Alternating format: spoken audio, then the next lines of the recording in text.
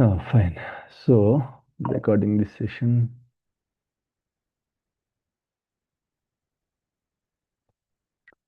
So, guys, in the last class, we discussed about the virtual machine, like how to create the virtual machine, how to install the Windows server, how to set up the RDP, how to connect to the RDP, what are the challenges of connecting to the RDP. Can anyone tell me, like, what and all challenges are there in connecting to the RDP? What challenges generally will have? Virtualization have to be enabled in the laptop that we have, go to the BIOS and then on it in case it is not on. The users can connect it to that. Okay, that is to create the virtual machines. Okay, for the laptop, for the RDP, I'm saying what and all challenges generally will face sometimes to connect to the servers through RDP. What challenges generally will have? We've already discussed, right? You remember? Machine have to be on. Hmm. Which OS version it will Only support? two users can connect to the RTP system. Pro I or mean, enterprise. the operator. Right. Two Okay, setting we we have have to to. do. Two settings we have to do. Okay, very good. Okay, so the thing is like in case if you want to connect to RDP, okay, you have to use the laptop OS. The either you have to use Windows 10 Pro or 11 Pro. Okay, Windows 10 Pro or 11 Pro you have to use to connect to the RDP, and the machine should be up and running, and also internet connection should be there, and sometimes in case if it was stuck, okay, you can try restarting it and you can again connect to the server through RDP. Uh, guys, is my audio clear? Any challenges with my audio? It's clear. Okay. Audio is clear. Okay, fine. It's clear. Okay, great. So these are all the challenges that we discussed in the previous session, like connecting to the servers, connecting to the servers through RDP, and connecting to the servers directly. So how many of you tried creating the VM, guys, and how many of you enabled the RDP and all? Just Myself done. raise your hands. Gauri, good. Next, Yeah, I have Raj, done. good. Good. Roja. So I hope it is smooth, right? I hope you didn't face any challenges and all while setting up all these things, right? No, sir. It's okay, No, sir. great. Okay, guys, please, others, again, I'm requesting everyone, like RDP is very, very important. Okay, so that you'll feel like you are working with the real-time servers. Believe me, like you will get interest once you started working on it. So just try to set up the RDP, guys. It's very important thing. Daily, 10, 20 times we'll do RDP in the organizations while connecting to the servers. It's a regular task. Okay, so please don't miss it. Please set up the things. Right. And also in the last class, we discussed about the sign out, log off, shutdown, restart, in what scenarios we have to do all these things. We have already discussed it, right? So in case if any task is running, what I have to choose, sign out or log off? Disconnect. Very Sign up. good, Roja. Very good. Disconnect. If your task Roja is is correct. complete. Roja is correct. So not sign out, not this one, log off. Both are same only. Sign out and log off both are same. Sign out is the GUI way, log off is the command. That's it. So in case if any tasks are running in the server, you have to choose dash Disconnect. disconnect. We have to choose disconnect. Okay, we have to choose disconnect option in case if any tasks are going on. Okay, so that is one thing you have to remember, guys. And shutdown, you cannot do the shutdown. If you do the shutdown, that will be the last day in the organization. So never ever do shutdowning of the servers and all. We generally don't do the shutdown of the servers. Okay, sometimes, as I said, some scenarios will generally restart the servers like during the patching and to fix any of the issues. Okay, So generally during these times we'll restart the servers, but we'll never shut down the servers, guys. Okay, we'll never shut down the servers. Okay, in case if the server is going to decommission. Okay, in case if the server is going to decommission, then Windows team will do the shutting down of the servers, but a DBA will never ever shut down the servers. Very rarely. Okay, as I said, maybe we'll restart the servers, depends upon the task, but we'll never ever shut down the servers, guys. Okay, so that is one thing that we have to discuss. We discussed in the last session. So in today's session, as I said in the last weekend, so today's session is very, very important. Like we'll start R till last class. Who is going to take care of it, guys? Creating the VM, setting up the RDP. Who is going to take care of Windows. it till last Windows class? team. Windows team. Okay, till last class, everything will be done by the Windows team only. Till last class, everything will be done by the Windows team. So now, okay, our work will start from this point onwards. DBA will come into the picture. Okay, so now what we have to do, we are almost ready, and we have to install a prerequisites kind of thing. Okay, so to install the SQL server, generally I'll tell you what and all prerequisites should be there. Okay, then we can start installing the SQL server. So once we started installing the SQL server and all, then as a DB, as I said, this task will be performed by the DBA team. Okay, so I'm going to start this VM. So in this VM, I am going to install SQL Server. So we have created the VM and we have installed Windows operating system. We have enabled the RDP, and let's install the SQL Server now. So for that, first let's start the VM in the organizations already. Okay, the machines will be up and running. No need to start. The machines will be up and running in the Listen up. organization. Our business's Simply, reputation rests on our we have shoulders. to connect to the servers. Then if you don't have questions, you can be in mute. Okay. Right. So in the organization, generally servers will be up and running. We don't start the VM like this. Okay. It will be up and running. We'll simply connect to the server, and then we are going to start the installation process and all. Right. So let's discuss what and all prerequisites are there to install SQL Server, guys. Can anyone tell me the prerequisites to install SQL Server? SQL Server software. .NET framework. Very good. Very good. .NET Data framework. operating system. .NET Windows framework operating is system. very important, guys. Generally, when we are working with, very good. Yeah, you can tell me. Yeah, what and all general prerequisites you can tell me. No issues at all. Okay, general prerequisites. Operating system. Yeah. Operating system, very good. OS, nice. Next, Hard disk RAM. very good. Hard disk storage. Okay, hard disk, RAM, very nice. Next, next. Just The guess it. What else? What else? Yes. processor. Processor, of course, of course. That will be like already we have allocated the processor. It will take, yeah. We don't CPU. allocate separately. CPU, that's what like processor, CPU both are same. Okay. We don't allocate it separately. Automatically it will take. Okay. So when we create the virtual machine, we already gave the RAM, okay, storage and all, right? So all these resources it will take while installing the SQL server, the processor and all everything it will use. Next, Yes, MS. next.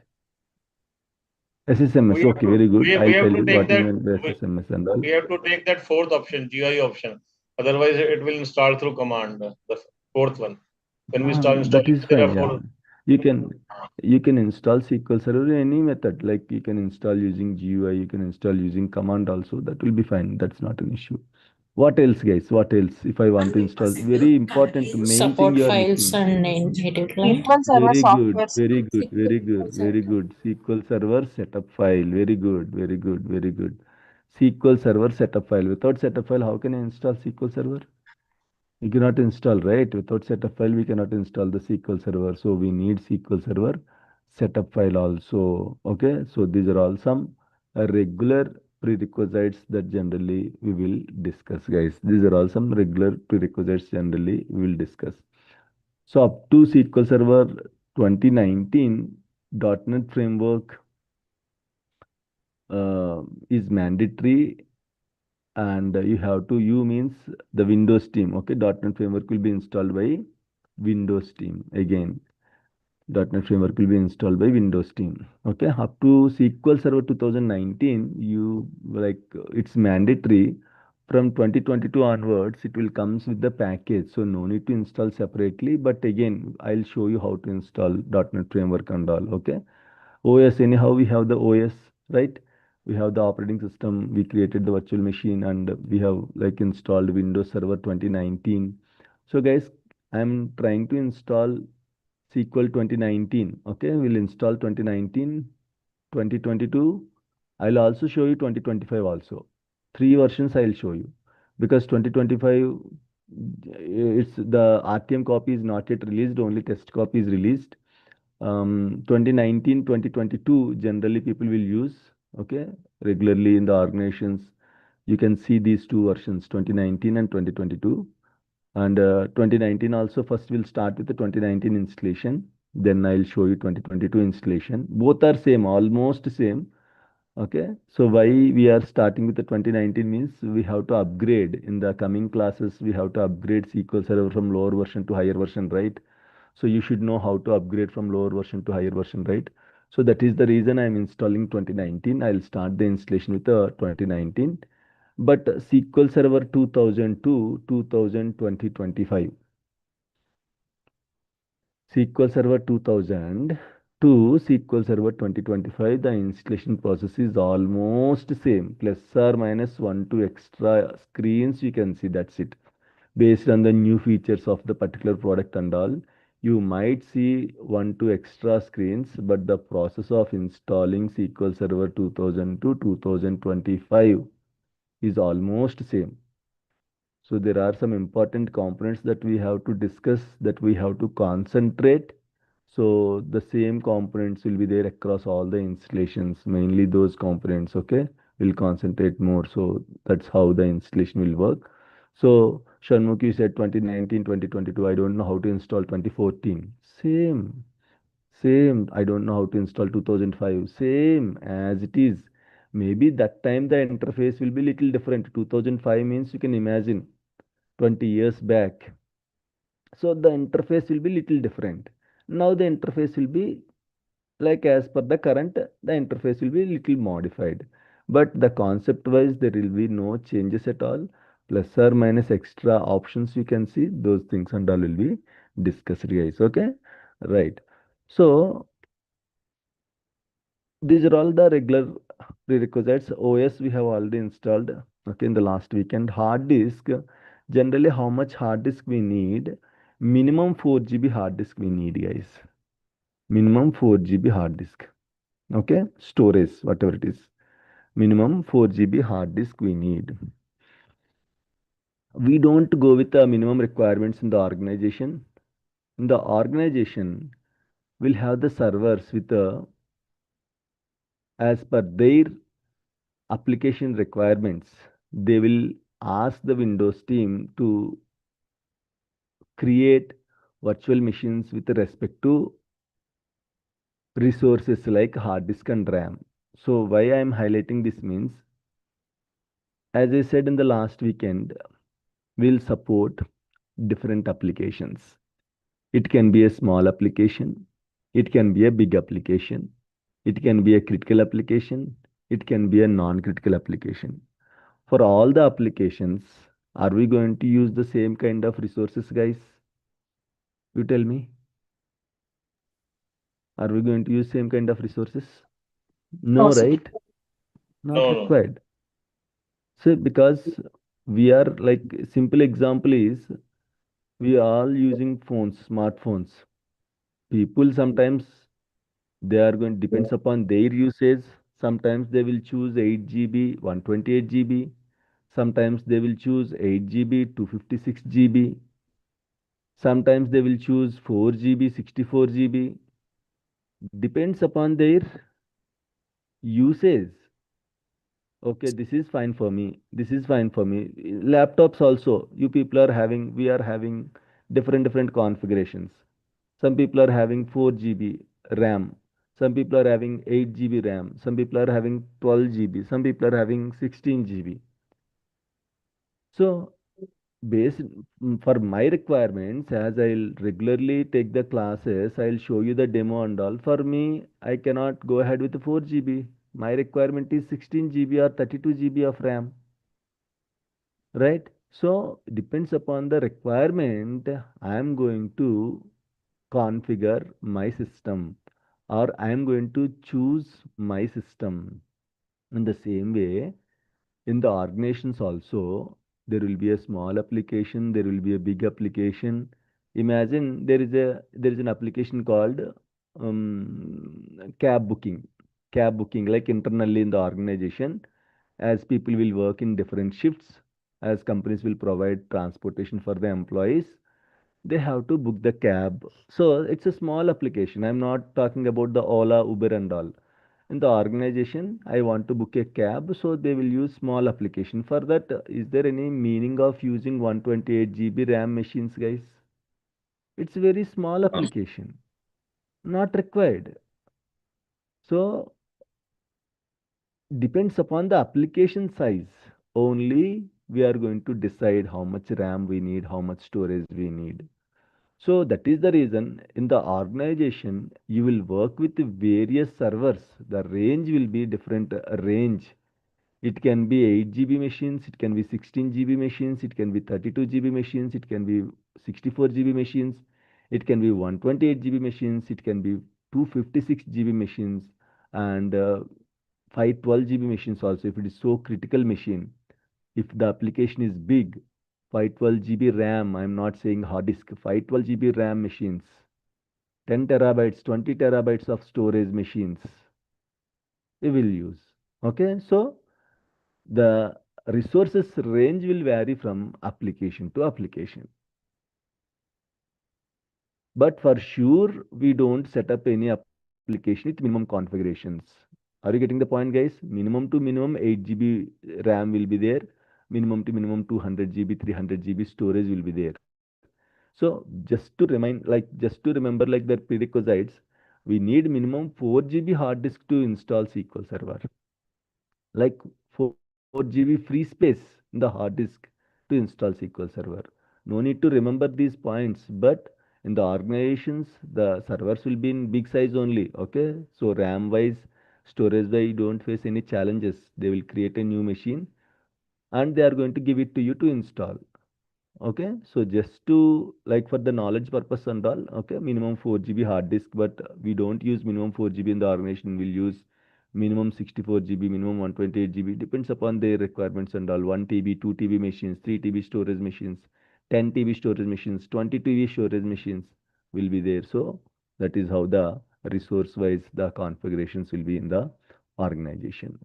And the RAM also, like depends upon the various versions. We need 1 GB RAM to 4 GB RAM because, as I said, SQL Server 2005, 2008, 8R2, like the older versions will run with minimum 1 GB RAM also, minimum 512 also. But the recommended is RAM size will be generally 1 GB to 4 GB of RAMs. Generally, we need depends upon the versions. Okay, that 4 GB also is not mandatory. We can still start with a 1 GB, 2 GB, 3 GB itself. Minimum I'm saying minimum configuration. These are all not maximum configurations. The process will be Shanmukh, then how the Windows team will decide how much RAM, how much storage for this particular application.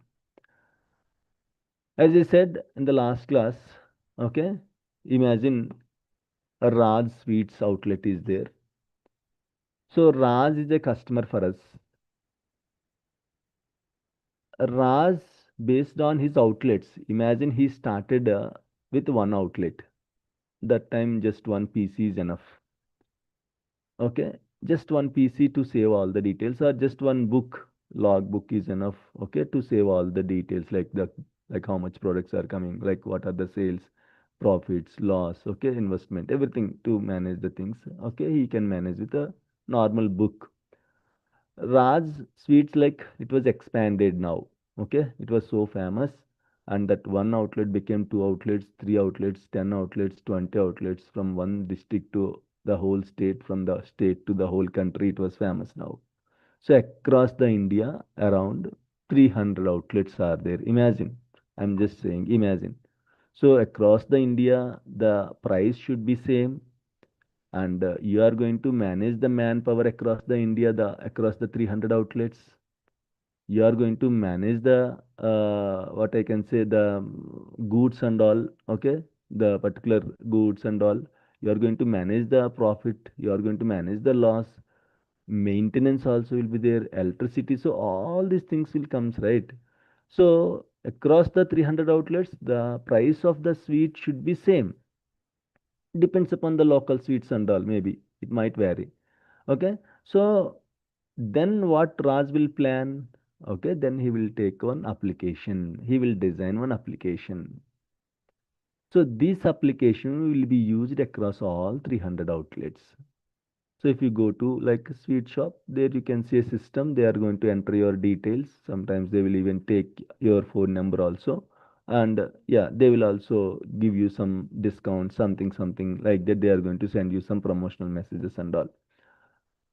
So now Raj, this application, whatever application is there, earlier it just started with one outlet, now it became 300 outlets. So earlier maybe Raj can use a small machine, but now the business is growing. When business is growing, Raj definitely will use. Okay, he's going to increase the machine's capacity. So Raj will request, the client is Raj for us now, the customer is Raj, the business owner is Raj. So now Raj will either maintain the whole infrastructure, okay, by setting up a new IT team, or Raj can give the same kind of support to some other service-based company like TCS, Infosys kind of thing. So now Raj gave the support to TCS. TCS will recruit 4 or 5 DBAs, okay, for because small business, right? Okay, 4 or 5 DBAs. And 4 or 5 Windows team, and at least 2 3 members network team, like different people TCS will recruit. So Raj will pay money to the TCS will pay salaries to the particular employees and all. This is how generally service based company will work. So now Raj or a technical team from Raj will decide the new machine's configurations, or Raj will simply ask the help of TCS team members, hey, this is my requirement. This is how it will be. These 300 outlets are going to become 600 outlets in the future. So how you are planning the resources and all. Okay, the server, how many servers, what is the capacity of each server, how much RAM, how much storage. So these kind of things we have to plan, right? So Raj will tell the business, okay, this is my business, these are my customers, this is how daily this much business will run, monthly, weekly, this much business will run. Then based on this, you have to plan. These many customers will be there during the peak hours. This is how it will be during the festival season and all. This is how the business will be. So Raj will give all the inputs to the TCS team. Then TCS team will decide how much RAM we need, how much storage we need, okay, networking and all. They are going to decide. So that is the reason a server can be one server can be 64 GB and 1 TB storage, or 64 GB RAM, 1 TB storage. Another server can be 128 GB, 256 GB storage, or 2 TB storage. So it depends upon the business requirements. The resources will be changed. So here, when we are trying to install SQL Server, the Raj is already contacted Windows team. Raj gave all the inputs to Windows team. So Windows team already created a virtual machine with some configurations. So our duty is simply we have to connect to that particular server and we have to install. Okay. So generally they don't need your support up to 7 8 years. But if you are more than 8 years, they might ask you your suggestions also. Hey, I am planning to build a new server.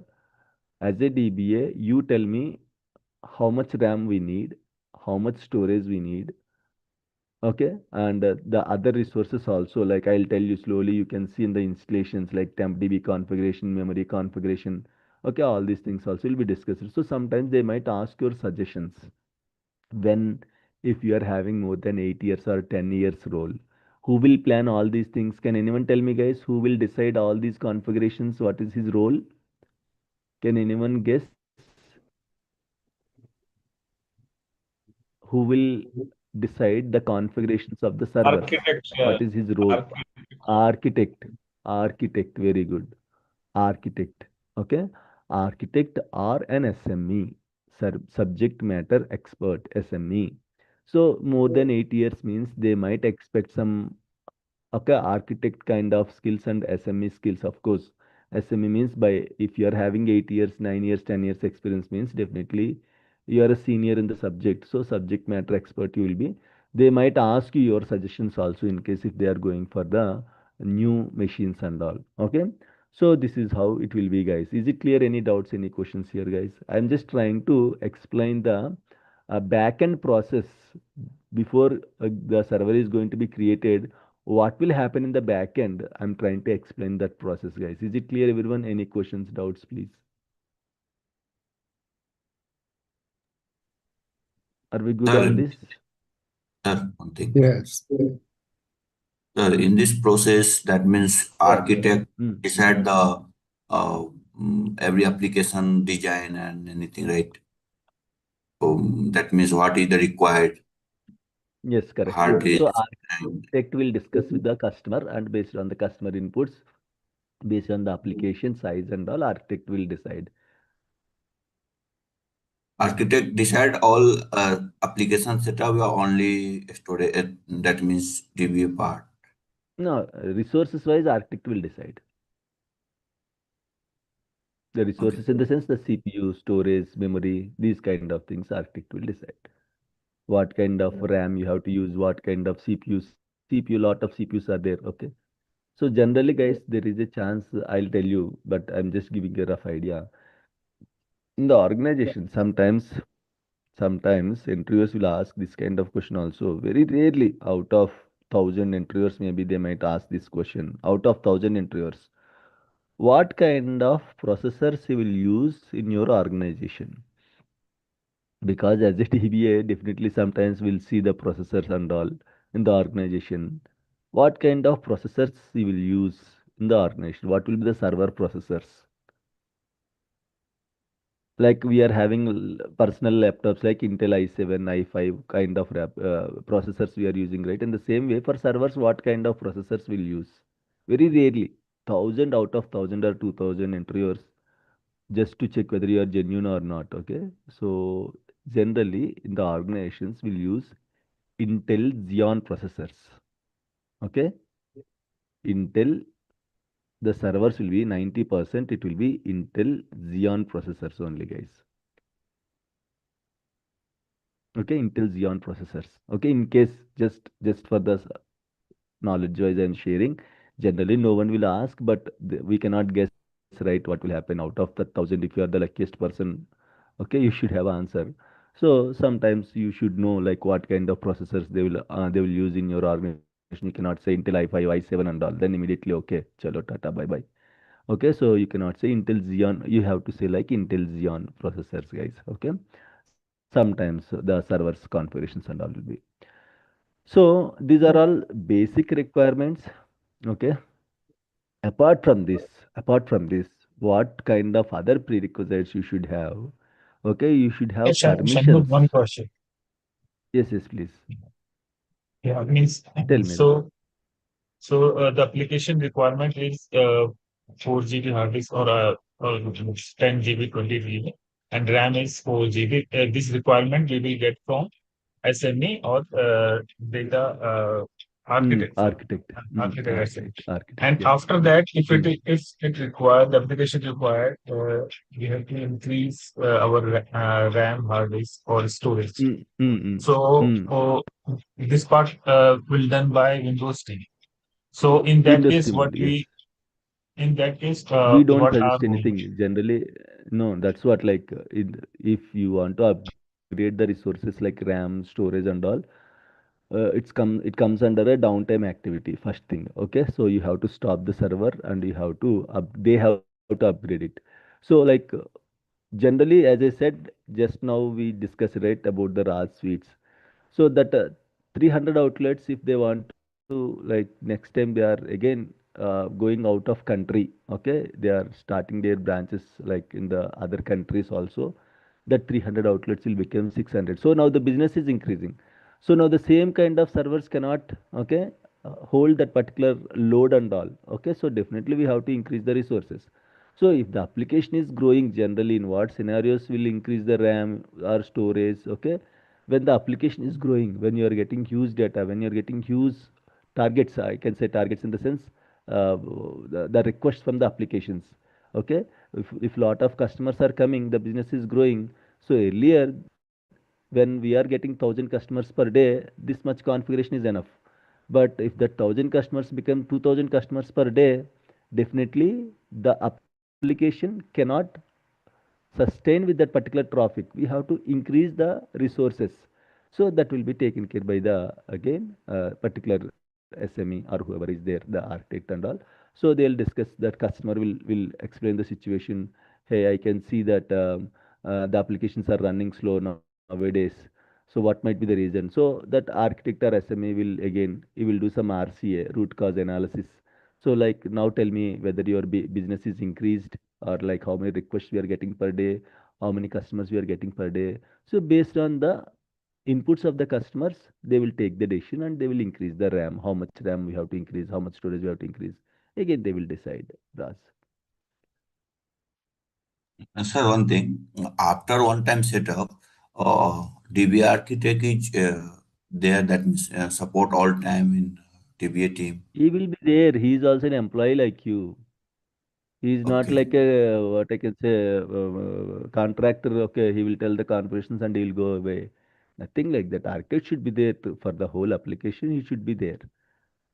Okay, you working with the DBA team, right? Yeah, he will work. We have to. When he will not work, he will give his inputs. I'll tell you. I'll tell you again. The discussion is going on. Okay, I'm just asking whether if you have any questions. Okay, in between whatever we discussed now, I'll tell you. There is a sheet called build sheet. Okay, so in the Mhm. build sheet, everything will be there. Okay, what kind of RAM, what kind of CPU, okay, how much CPU, how much storage, everything will be there in the build sheet. As per the build sheets, Windows team will create the virtual machines, and then as per the build sheet, we are going to install the SQL server. Okay, so they are going to give all the inputs in terms of build sheets. So once we have the build sheet, because build sheet some companies will follow, some companies will not follow the build sheet concept and all.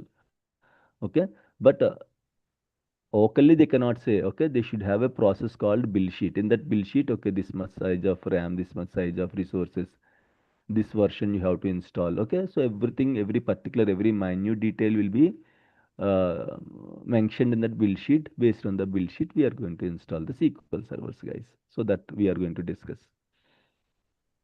Okay, sir. Okay, Sir, any fine. uh, okay, sir. Clear. Please. Okay, so we'll discuss first. Let's see. Okay, in case it's not covered, you can. Okay.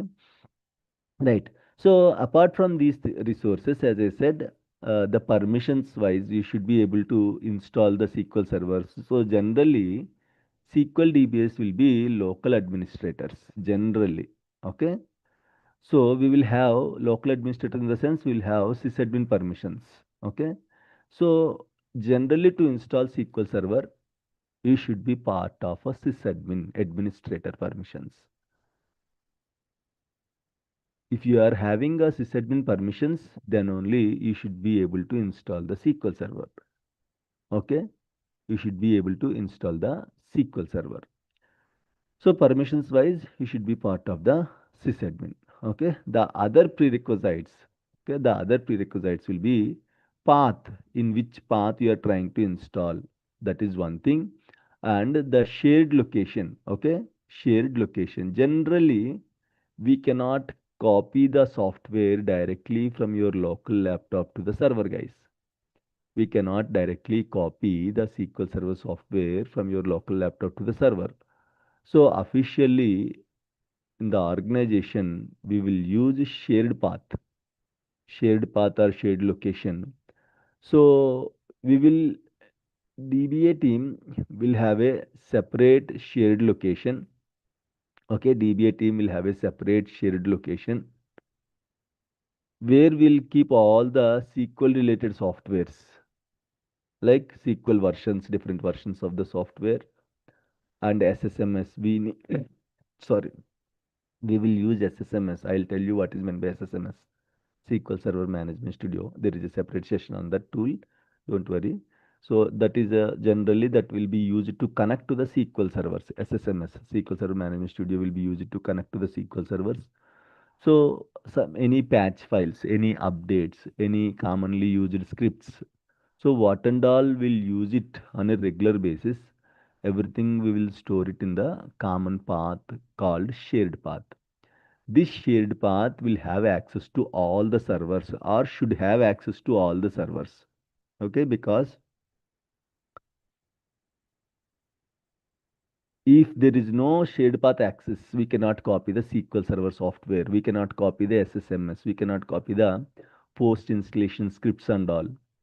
It will be very difficult. Okay, security wise, you cannot directly copy from any source to the server. It might impact the server. Okay, sometimes the virus and all will attack. Okay, when you copy from local to server directly, it might affect the servers and all. Virus and all will come. Once a virus is there in the network, it's like a same virus only, like how it will be like easily how it will go to the next person. In the same way, in the network, if any virus is there, it will impact the all the servers in the whole network. So that is the reason they don't allow you to copy from local to the server, guys. But without copy we cannot install, right? So Windows team will give one shared path. After a Windows Server installation, they will give one shared path to the DBA team, or DBA team will provide this is the shared path we are using for all the servers.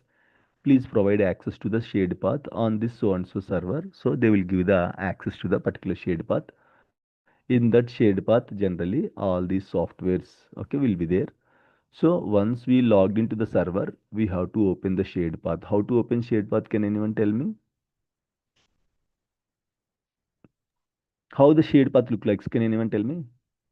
How the shared path look like? Starting with slash, then Hmm. in Hmm. run command, maybe slash, Okay. then path.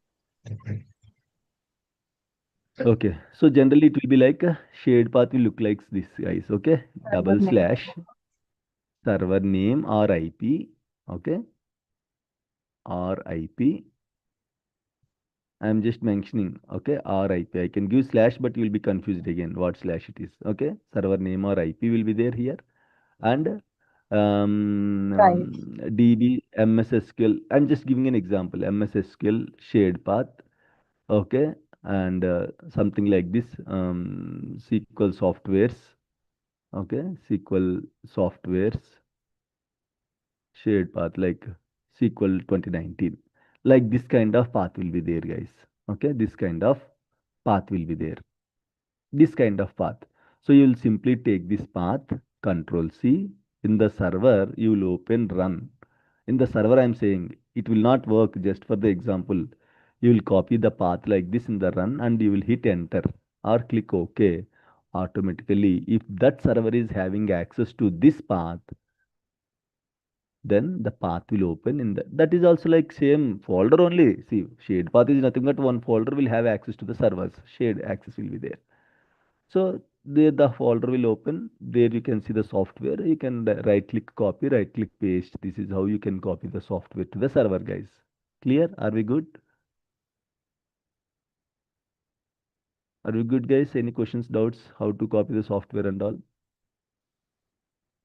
Right? Okay. So this is how. In case if that path is not existed, okay, you will get error like this.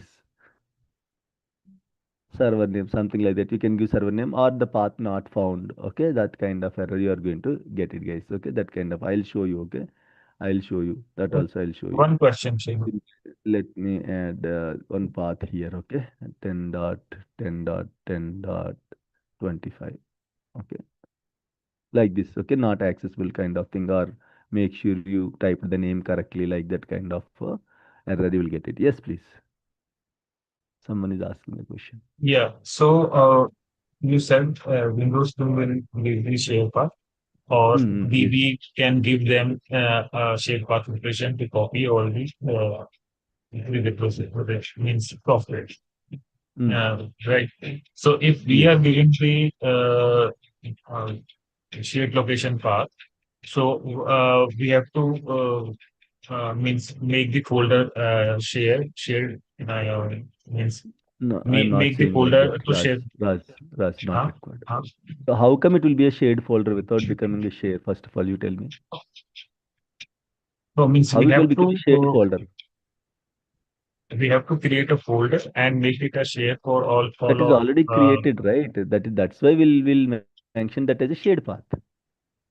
You are getting my point? So what I am saying is that is already created. Shared path means already the folder is created. We gave the permissions, everything we gave. Okay, that path only will give. For every server, we don't create shared path. Okay, for every server where we will create shared path, then for every server where we will create shared path. No, already shared path will be there in case if Windows team didn't give the permissions to that particular shared path, we'll ask them, hey, I need this shared path. It has to be accessible from that particular server.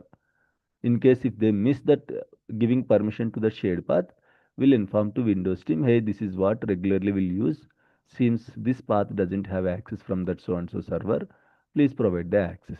They are going to provide the access. Again, creating new folder, again giving access on the folder. No, that and all will not work for every server. Already shared path itself, the meaning of shared path itself, already we have created the folder, we gave the permissions. So again, we don't create a new folder, Raj. Okay. Okay. Yeah. Fine, guys. This is how the shared path look like. Okay. So generally 99.99% will do like this only. There are some scenarios like banking projects and all. They might not use a shared path. Okay. In that scenario, you have to request Windows team to copy the respective softwares. Very simple. In case if they are saying we don't have any shared path, security wise, we don't provide any shared path access, then you have to request Windows team. You have to raise a ticket to the Windows team. Hey, please, hey, Windows team, please copy SQL Server 2019 software from this source to this destination. Give the source details completely. Give the destination details completely. They are going to copy and they are going to paste it in the server. Windows team only can do that. When if it is a banking project, where generally others don't have access for shared path also. Okay, so banking projects are like little headache, guys. Okay, you cannot even copy one script also. That much security will be there. So for everything, you have to depends on Windows team only. So if they are saying, hey, no, we cannot give you shared path permissions, then okay, chalo, no problem. Then please copy the software from this server to this server. Okay, like that you can inform, guys. Like that you can inform. Windows team will help you to copy the software. Okay, fine. So the other details you will get it slowly. I cannot tell now because the data file, you don't know what is data file, you don't know what is log file locations and all. And all these things, if I include now, you'll be little confused. So we'll start installing SQL Server. Slowly we'll get some inputs, right? So that will add here, okay, in the prerequisites list. Chalo, so now let me connect to the server. Click on this icon. Okay, server is already up and running. I just started the server. You can see here it's already up and running. So now I'm going to connect to the server. This is my server name. Click connect.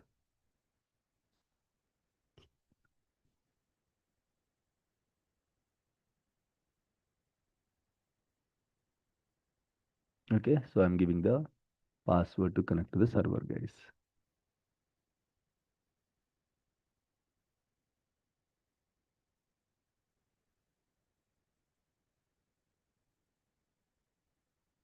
Just give me 1 minute. As I said, I have to update one batch about the class. Just give me 1 2 minutes for me.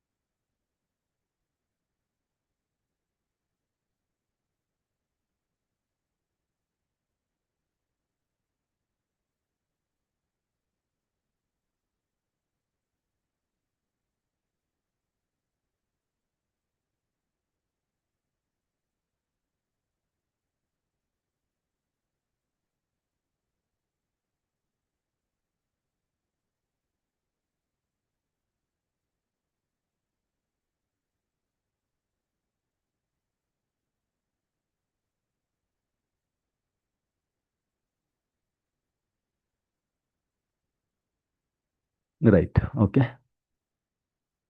Fine. So I just logged into the server. So this is how the server look like. Okay. So server manager will open. So what we have to do, guys, if server manager is opening, what we have to do? Minimize it. We can minimize it or we can close it. No issues. In case if you close it, if you want to open it again, you can easily open from the start. Server manager option will be there. This briefcase, you can just open it. So now the first prerequisite, as I said, let's install the .NET framework first. And then we'll go ahead with the SQL installation. But again, this .NET framework will be done by which team? Who will install .NET framework in the organization? Industry. Windows team team. only will install. Okay. So to install anything in the server generally, to install anything in the server, we'll use this tool called Server Manager. Okay, Server Manager will help you to install any components, guys. So using the Server Manager, we can install the components. Okay, click on Add Rules and Features in the Server Manager and go to Next.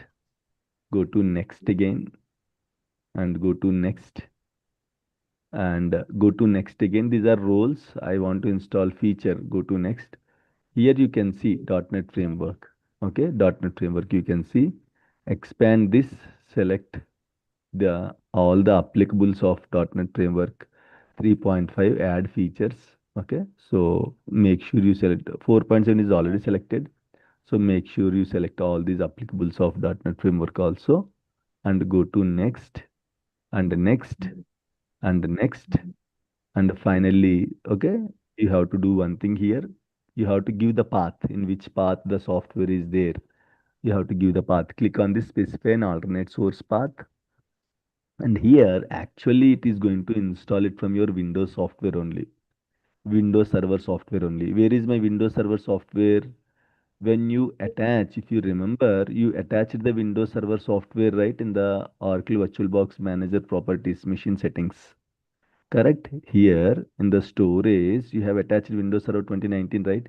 In this package itself, we have .NET Framework also. Are you getting the point, guys? In the Windows Server software itself, we have .NET Framework package also. So when you attach any software here, where I can see the software in the server, where I can see, D drive. be attached as a D drive. Okay, it will be attached as a D drive. So this D drive, whatever you can see, it's which software, guys, this is now? Which software this is? Operating system. Windows Server operating system. In this software, we have the .NET framework. In this particular drive, we have the .NET framework. Where it was, let me show you that also. Open. In this sources, in this SXS folder will be there. Okay, SXS. Here you can see .NET framework. Okay, like this. So this path you have to give here. Control C. Go to this setup. Where is my setup? Yeah.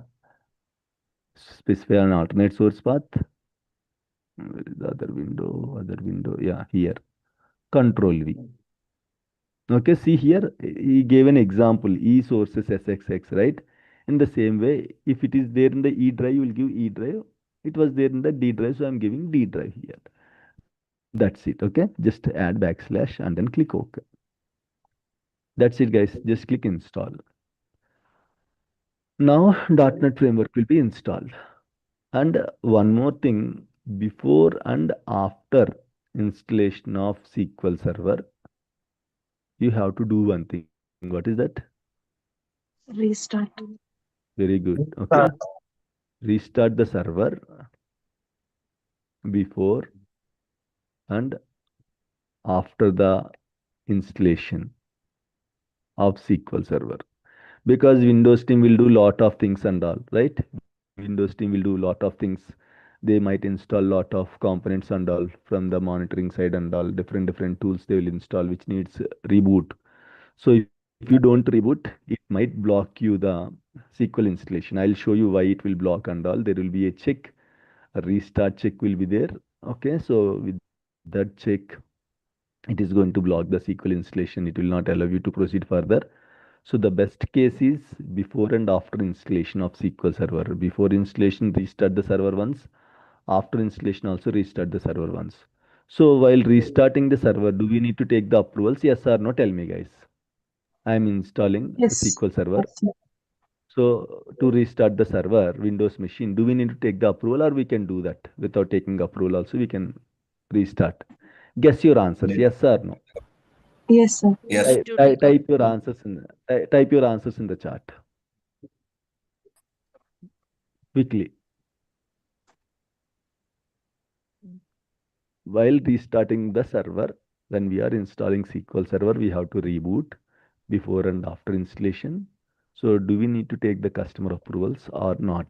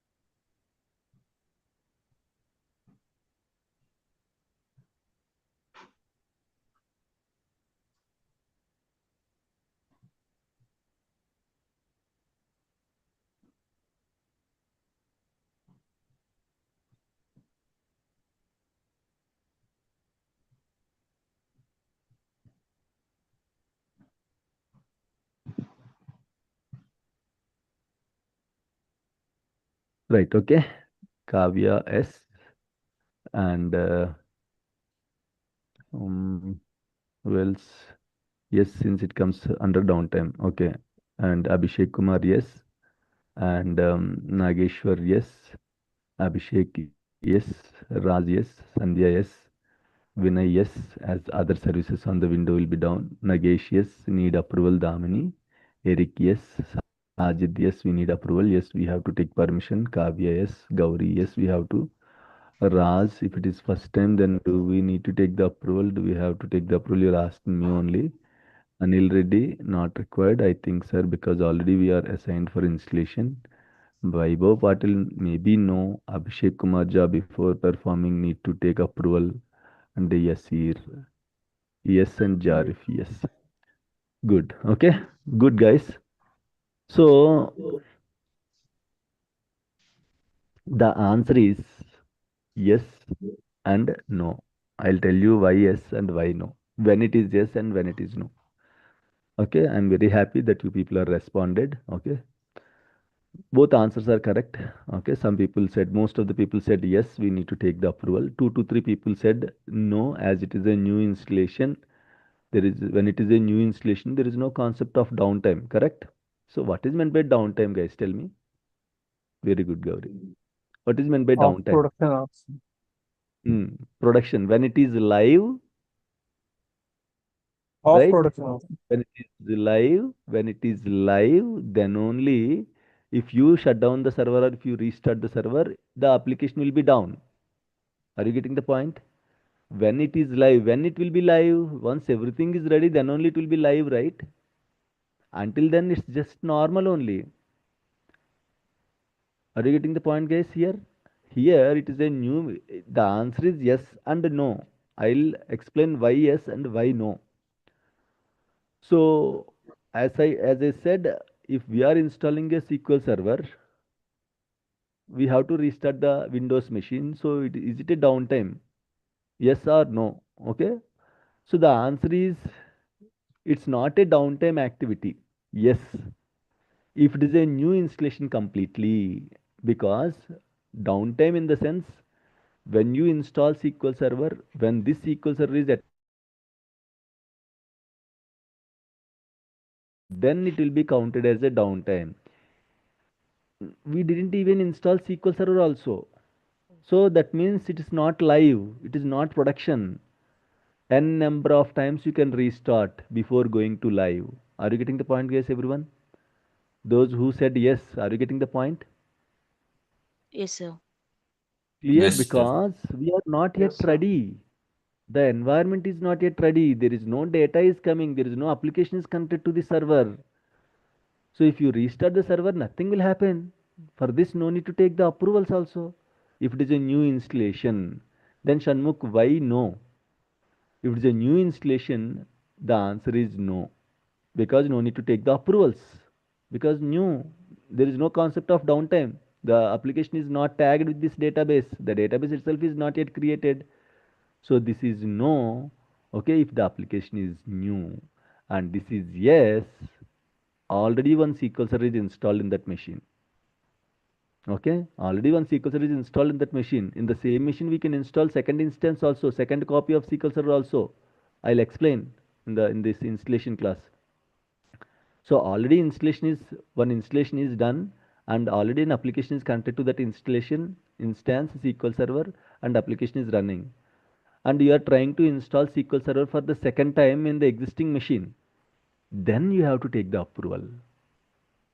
Are you getting the point, guys? So the answer is yes and no. Yes, when it is yes, when you have to take the approval. If already one instance is running, if already one SQL server is running, if you want to install one more SQL server, you have to restart the Windows machine. So you have to take the approval because already application is running. So without informing to the application owner, without taking their approvals, you cannot restart. So when already one SQL server is up and running in that particular machine, and if you are installing a second copy of SQL server, then you have to take the approvals. Yes is correct. It's completely new, no instance is running.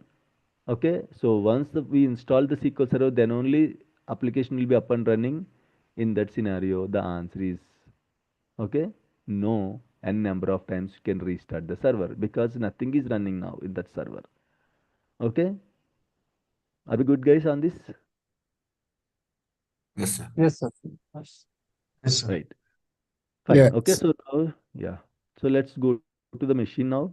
So this is my machine, and we have almost, yeah, the .NET Framework installation is succeeded. You can close it, and okay, now you can close this as well. So we are good with the .NET installation. Now we have to install the SQL Server. Okay, we have to install the SQL Server. So what I need, I need a SQL setup file. Okay, 1 minute, just 1 minute, guys. Just 1 minute.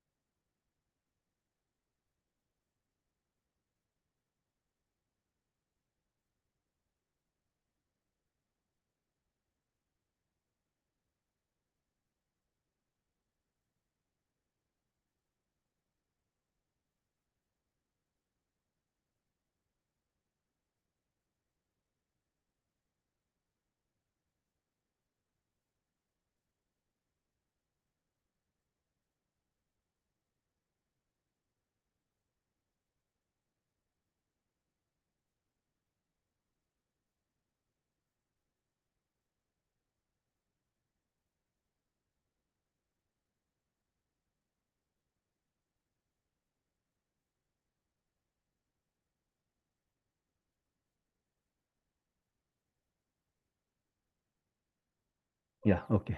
So just a quick updates to the other batch. Okay, fine. So now I need SQL Server software.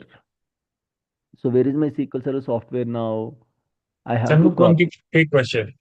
Yeah, yeah, Sorry, please, for please, the interruption. please. Yeah, please. Yeah. So, No problem. if it is the server, you're still in the server, we click on the restart button and we'll restart. If there is a server is running on already, application is running on, and we need to Hmm. install another server. This is the only way. Hmm. And Correct. how much time? And you said that we take the downtime. So, how much time Hmm. we will take the downtime You is have to, analyzed. as generally like to restart, right? Restart generally won't take much time, hardly 1 2 minutes. Okay. So during the restart only the SQL server also will be restarted. The other SQL server also will be restarted. So you can explain like hardly um, because before installation and after installation. So if installation took 30 minutes, it won't take 30 minutes. Generally for the safe side will take 30 minutes downtime. But that doesn't mean the whole 30 minutes the application will be down. Just 1 minute before the installation, 1 minute after the installation, the application will be down. You can explain the same thing to the customer. Okay, so normally the installation will take 30 minutes. Okay, up to 30 minutes it will take, but the other instance will not be impacted. So as we will restart the Windows machine during that time only the other instance. Instance means what is instance? I'll tell you. Okay, in the during the session installation session. So during the restart of the Windows machine only the other SQL server will be down. So hardly 1 2 minutes will be the downtime. You can explain the same to the customer. Hardly 1 2 minutes downtime. Okay. Okay, thanks. Yeah. Okay, guys. So I need to copy the SQL Server software, but I will not copy because for few of you RDP is working. For few of you, RDP is not working. Okay, so if RDP is working, you can directly right click copy, right click paste, you can do. But if RDP is not working, you cannot do copy paste also. So what is the solution now? Go to the virtual machine settings, Oracle VirtualBox Manager. Go to the machine settings. Earlier you attached Windows Server software, right? This time we have installed Windows servers and we have installed .NET also. We don't need Windows Server software now. Just select this, replace Windows Server with the SQL Server software. That's it. Okay. Just click OK. Now where I can see the SQL software in the server, guys? Tell me. Where I can see the The SQL software in the the server, guys? folder. You try. D Right. drive, D. Okay. Go to this PC and you can see here. See, it was changed to earlier. It was something SSS like that kind of thing. Now it was changed to SQL setup. Okay, so this is how you have to attach. But in the organization, as I said, how to copy in the organization, do we have access to this console, guys? Do we have access to this console in the organization? No, sir. No, no, Windows team. Not at Oh, all. sir, The Windows only 10. Windows team will handle this console. Okay, we cannot even they will not give access to us. Okay, so how we are going to copy the software in the organization using dash Shared path. Right, Shared ma'am. path. shared path. In the Shared server, you will open Network path. the run in the server. You will have a shared path. Some commonly used shared paths will be there. So you are going to give the shared path SQL softwares. Okay, and then SQL 2019. So this kind of shade path will be there. Simply you will copy paste the shade path in the run, and then you will just click OK automatically. Okay, it is going to be opened, and from there you can copy the software, guys. So this is how we'll do in the organization. Chalo, let's open this SQL setup file now. Open. When you open, you can see all these files.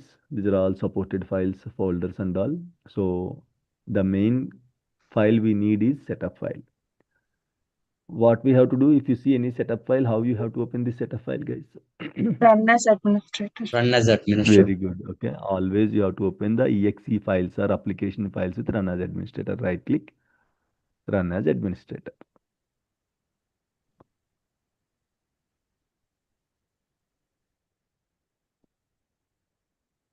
Okay. It will open the setup file.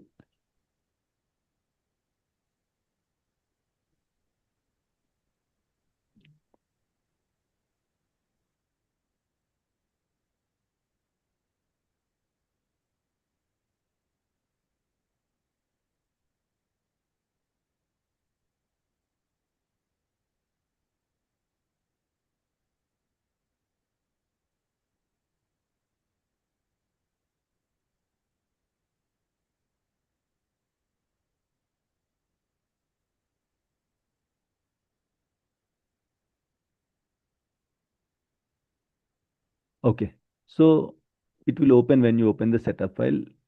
This will open like this. This is called installation center. What is this, guys? Installation center.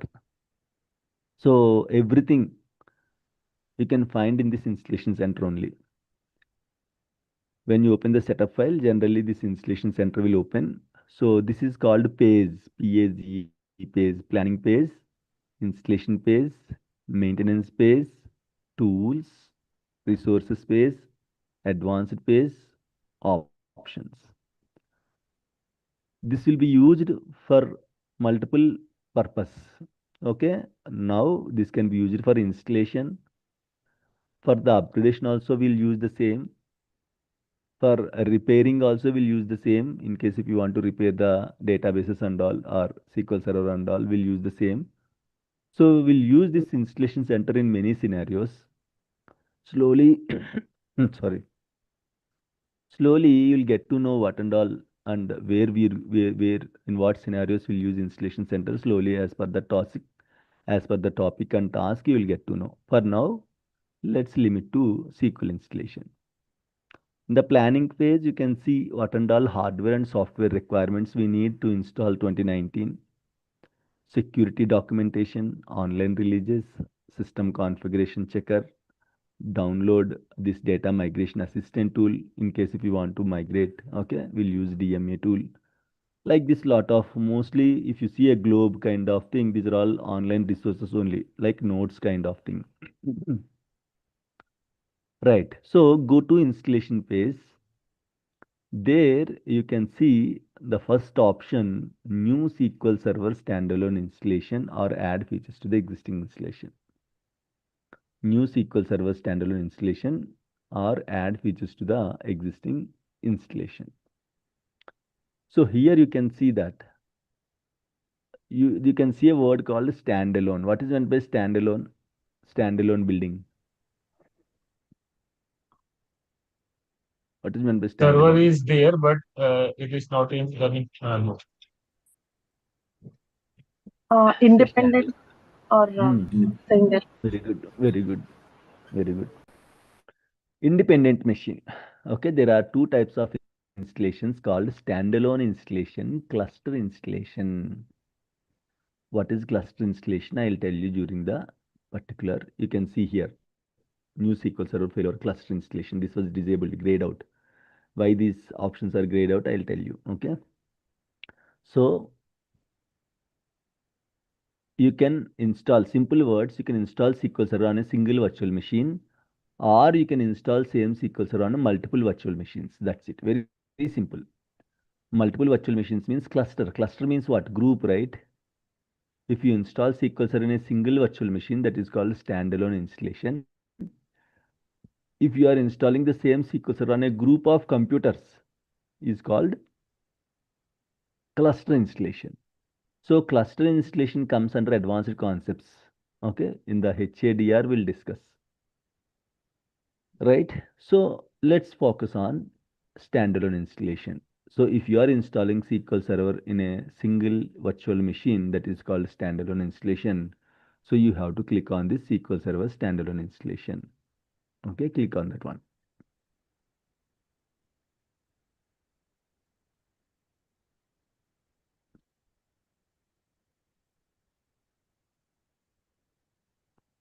Right. You remember, guys, we discussed about the editions. What and all editions are there in the SQL Server? Home, row, Standard Development. Enterprise developer. edition, standard. enterprise edition, Enterprise. Enterprise, Very, standard share, home, very good, very good. Okay, so we have different editions. express. Yeah, we have Express Edition, Evaluation Edition, Developer Edition, Standard Edition, and Enterprise Edition. These editions mainly you will hear in the organization, and that too nowadays no one is using Express and Evaluation. Free Edition, Developer Edition you can see, and the paid editions, Standard and Enterprise Edition. So these three editions only you will hear mostly in the organizations. There are other editions like Data Center Edition, Web Edition, Compact Edition. Will never use at all. Okay, main important editions will be Developer, Standard, and Enterprise. In case if you want to install any free edition, you can click on this drop down. You can see these three are free. So I'm going to install developer edition. Developer edition is equals to enterprise edition only. But as it is free, you cannot install on dash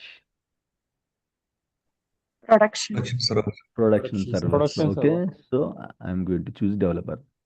If it is a standard or enterprise edition, you have to provide the key. Generally, key will be there with the software only. Key will be there with the software only. That particular standard edition or enterprise edition software they will copy.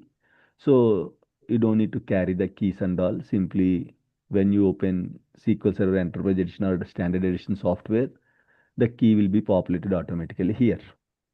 Okay. So now we are going to install a free edition, right? So select the developer edition. Go to next.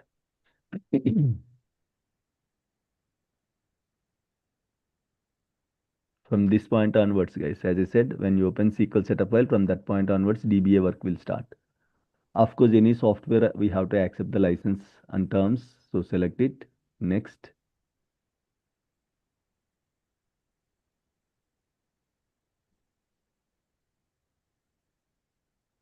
Now let's go and check this one. Click on show details. Let's wait. I'll explain. So it is running some checks and again it will go to next immediately. Nothing to worry. Again, click on back screen. So now if you see, there are a few checks here. Okay. Setup administrator, setup account privileges, restart computer. So all these checks you can see. Remember, like this kind of checks, it will perform across the installation multiple times. Okay, initially you will get the screen, later you might get some extra screen with extra checks and all. So initially it is checking whether your system, whatever system that you are using is eligible to install SQL Server or not. It is checking initially. Okay, so you can see all these 8 checks, total 8 checks are there. Listen carefully. You can see here, passed 8, failed 0, warning 0, skipped 0. Passed 8, failed 0, warning 0, skipped 0.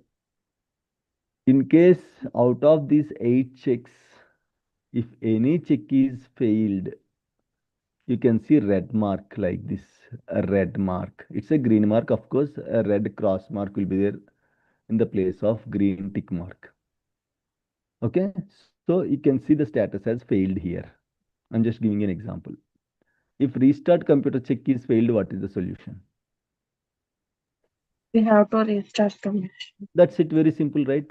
Generally, the other checks will not fail because we, after reviewing the all hardware and software components only, we are installing the SQL Server. There is a chance if you don't restart, the restart computer check will be failed. Out of 8 checks, it's not like, okay, a pass mark kind of thing. All 8 checks, either warning is fine or skipped is also fine, but even one check is failed also, the next button will be grayed out. Either all checks should be passed or warning or skipped. In these scenarios, you can go ahead. But out of 8 checks, if one check is also failed, this next button will not be there. It will be grayed out. You cannot select. Are you getting the point, guys? So the check should be passed. Skipped is also fine. Warning is also fine. But if any one of the check is failed, you cannot proceed to install SQL Server. You have to fix that issue first. If restart computer check is failed, okay, chalo, only one check, right? Other 7 checks are passed, right? No. Okay, the next button will be grayed out. So you cannot click on next button. So you have to restart, you have to close all the settings, setup, and then you have to restart the server. And again, you can come back, you can open the setup file again, and then you have to proceed. Okay, if any restart pending is there, generally it will be failed. If Windows team did anything and they install something which needs restart but they did not restart it, then this restart computer will be failed. That is the reason why again every time you have to check better as a best case Not first.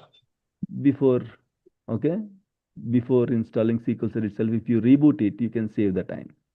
So that is the reason always you have to reboot the Windows machine before installing, and after installation anyhow we have to reboot. Okay, so this is how it will be work. So now let's proceed to next screen, guys. Here, Microsoft update generally for every software updates will be there. So for Microsoft also some updates will be there. But when the updates will be downloaded, tell me guys. Generally, when the updates will be downloaded. When internet is on. Very good. If you have internet connection, it will be downloaded. But servers will have internet connection in the organization. Tell No, me. no, sir. No. Servers cannot have internet connection. Security wise, if the servers are connected to the internet, it will be very risky. Don't know which attacker will come and he will attack the servers and all. We cannot even guess also. So no servers will be connected to internet in the organization, any organization. They will be connected intranet, internet, intranet. Both are different. Internet means connecting to the public. Intranet means intra, inside. Intranet means connecting in the Internet same is network. on. Yeah. Okay, connecting in the Hello. same network is called intranet. Abhishek, please be muted in case if you don't have questions. So if we are in home and we Hmm. connect to the server, so because of VPN, we connect to Yes, that server. VPN. No? Yes, Okay. yes, VPN only. Got it. Yeah.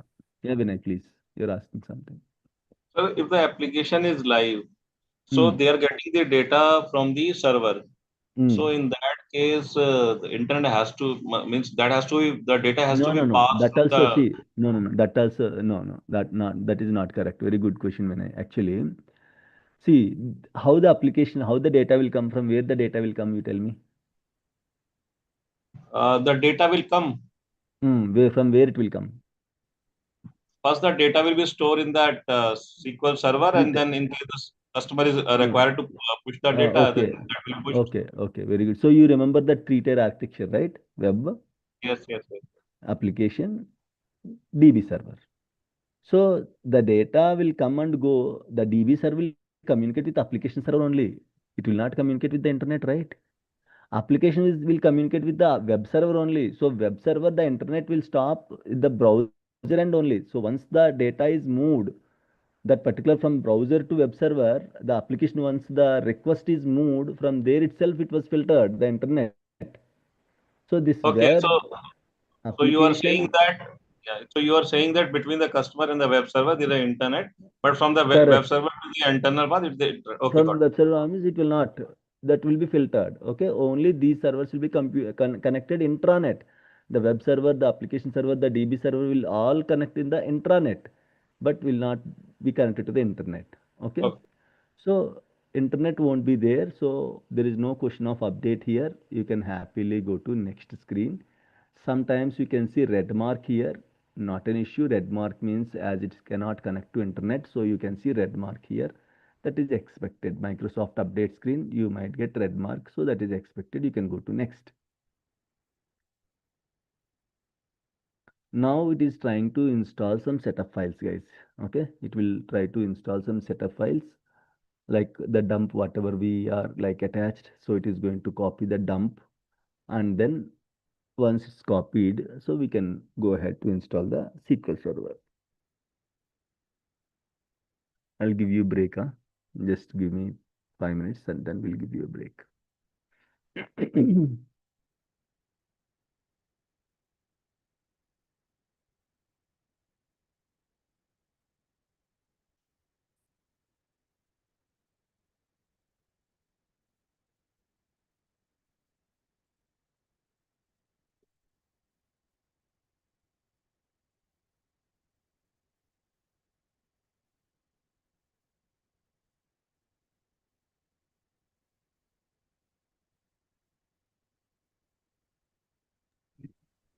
Yeah, Shanmugh. Yes, please, Raj. Yeah, means in SQL Server we don't need to means require internet for updating any updation. No? But I was wondering what happened with the Windows tables. How they will Sorry, we I'm not always getting your question. get What the what updates? What yeah, updates what you're updates talking about? Which means see to in our apply the laptop. updates, we'll use patching. So that will be discussed in the patching sessions. So how we will update the SQL servers and all. We cannot allow to copy automatically. We will copy it manually and then we'll update the SQL servers. Okay, so that check we don't need it automatically. Manually on a regular basis, quarterly we'll patch the servers, half yearly we'll patch the servers. So that will be done automatically. So we don't need any kind of internet for that. Manually we will only copy and we will only patch the servers. That is what your question, Ras? Yeah, means similar type of question. Yeah. Means I was Okay. wondering what happened means in Windows install updation. In our laptop, we normally see that we need to update our Windows, right? In organization, how they perform the installation because they have to keep the server in the internet mode. I'm still not getting question. Why you are comparing your local laptop and the server first thing? That's why I was saying I was No, wondering. I was So not. that First of all, I'm not getting your question. What is your question? Your question is on the laptops that they are providing or the servers? in our laptop, we normally see installation required to update the Windows, right? So, but in SQL Server, we don't need to keep in internet means internet, Correct. right? Yes, we'll disable in the not only for SQL, sir, the whole Windows machine doesn't get internet. Okay, doesn't get it. Okay, got it. Okay. The whole Windows machine itself will not see. It's not like SQL sir will not be what I can say highlighted to the internet. Okay, it's not like that. The whole Windows machine itself, there will be no internet. The machine will be connected in the intranet. Networking part comes under machine level, not a component level. Are you getting the point, Raj? So the internet or intranet, everything will comes under machine level. So if there is no internet means that doesn't mean there is no internet to the SQL server. Other applications can use the internet. The whole machine itself will not be okay imposed to the internet, guys. Okay, it will be connected to the intranet only. Means it will connect with other machines. Okay, but it will not connect to the public. Fine. Okay, so you can see again few checks are there. 4 checks here. You can see the warning symbol will be like this. Okay, so now we can just go to next. Okay, so what we can do is let's take a break, come back after 10 minutes. Okay, so we'll go ahead and we'll proceed with the installation, guys. Okay, yeah, I'll be back in 10 minutes and we'll continue the discussion. Okay.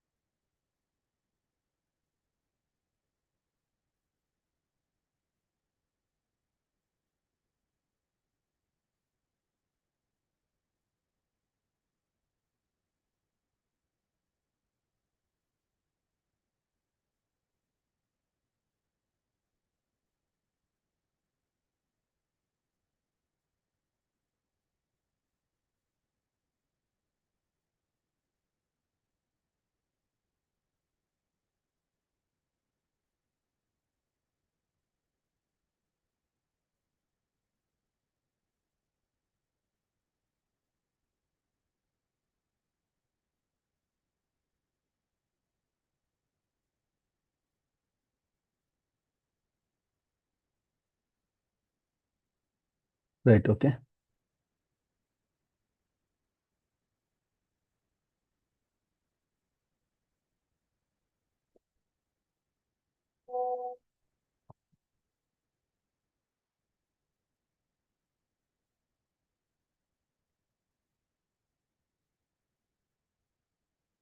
Right. Let's discuss, guys. Yes, sir. You're able to hear me, right? Okay, Yes, sir. fine. Yeah. So I'm going back to the server again. Right. So now if you see here, okay, these are all the features that we are going to install. Depends upon the requirements. That doesn't mean we can install all the features. Okay. So SQL Server will be used for storing the data, processing the data, retrieving the data. All these three tasks will be done by one very important component called, can you guess? Engine, Very database good. engine. Database engine. Storing, processing, and retrieval of the data will be done by the database engine. Whatever we discussed earlier, all these things will be done by the database engine. If you see the screen, it was divided into two parts actually. It was divided into two parts. Okay. So let me highlight. Right. First part, you can see this is the first part. Okay. And this is the second part. So the installation will be divided into like, we have two types of features. One is specific features. Okay. Second one is shared features. Okay. These are all shared features. Specific features, shared features. Specific features means these components are specific to the particular installation. For example, if you are staying in a PG, what will be your specific things that you will carry? You are staying in a PG or hostel. What will be the specific things that you will carry? I'm just asking a normal thing, okay, not related to SqlDBA. You are staying in a PG, what and all your personal things. Specific things means personal things you will carry. Clothes, Clothes, very good. Your mobile phone, daily your needs. daily needs, your laptop, your clothes, whatever you will use, your plate, your glass, whatever it is, those are all belongs to you only. Correct? Yeah. How you will identify your plate? Generally, I'm asking. For example, of course, plate everyone will use, right? How you will identify your plate or your glass? Generally, in general. Maybe a Earlier, name or normally, name Uniqueness. will be there, right? Name will be there. If name is there, that is our personal. Okay, that means it belongs to us. It's a specific feature. Why we need name on that plate? Because there is a chance that it might mix with others. Sometimes there is a chance that maybe if we are like we are in two sharing or three sharing, there is a chance that it can be mixed. So that is the reason to identify. We'll have our name on that plate or glass, whatever, or some mark, whatever it is. Remember that word will have the name. Okay, by using the name we can identify. Hmm. Shade features in the PG, what and all shade features you will get it?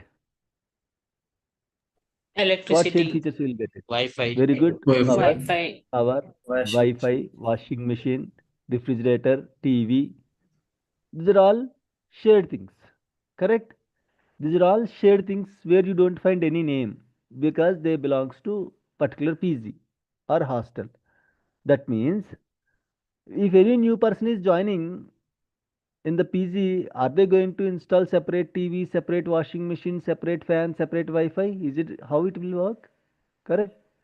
They have to use the existing features only, right? They cannot again, PG will not again, okay, buy any new things for us generally.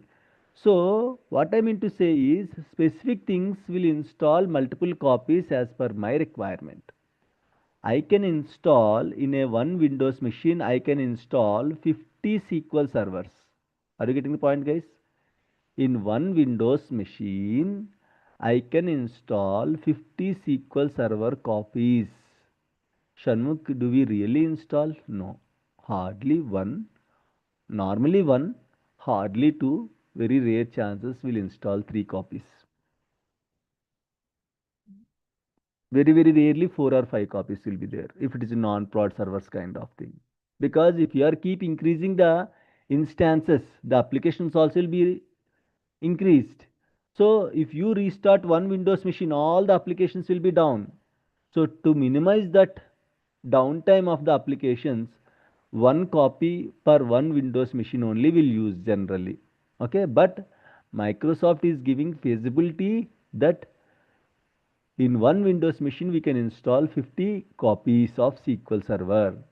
It's like a Windows machine is like a PC. In that PC, 50 people can stay. But as I said, for 50 people, 50 Wi-Fi, 50 TVs, 50 refrigerators, 50 washing machines, are we going to set up, guys? No, right? For the first time only we'll set up, right? So for the first time only we'll install the shared features. Next time onwards, we don't need these shared features because they are already installed. The second copy will use the same existing features. If third person is coming, he is going to use the same existing features. If fourth is coming, he is going to use the same existing features. Are you getting the point, guys? Shared features will be installed only first time. Next time, those shared features will be grayed out simply. No need to install. But specific features will be separated from copy to copy. So for first copy, I'll install database engine replication full text. For second copy also, again I'll select a database engine replication full text. What these things will do, I'll tell you. Don't worry. Okay. Full text will help you to search the data quickly, and replication is a high availability feature. Okay, to replicate the data. So for every instance, these three are mandatory. Database engine is the heart, is the brain. Like how car engine is important to the car, for the database engine is important. If there is no database engine, there is no SQL Server. So database engine is mandatory. Replication is an extra feature that we will select, and full text is also extra features that we will select. So these three features will be selected, guys, for one copy. Shared features for the first time we'll select 4 features. I'll tell you what and all shared features we'll select. Second time, if you are trying to install a second copy, you will again select these 3 only, but you will not select shared features because, as I said, shared features are like a shared features, shared. So once you install, all the instances will use the same existing shared features. So first time you will choose shared features to install, but next time on all you will choose only specific features to install. Okay, so that is how the features will be managed, guys. Shanmukh, how to identify which one is specific, which one is shared after installation? I'll tell you. Okay, I'll give you an example. I told you to remember name, right? So that I'll explain. Guys, are we good here? Any questions, doubts?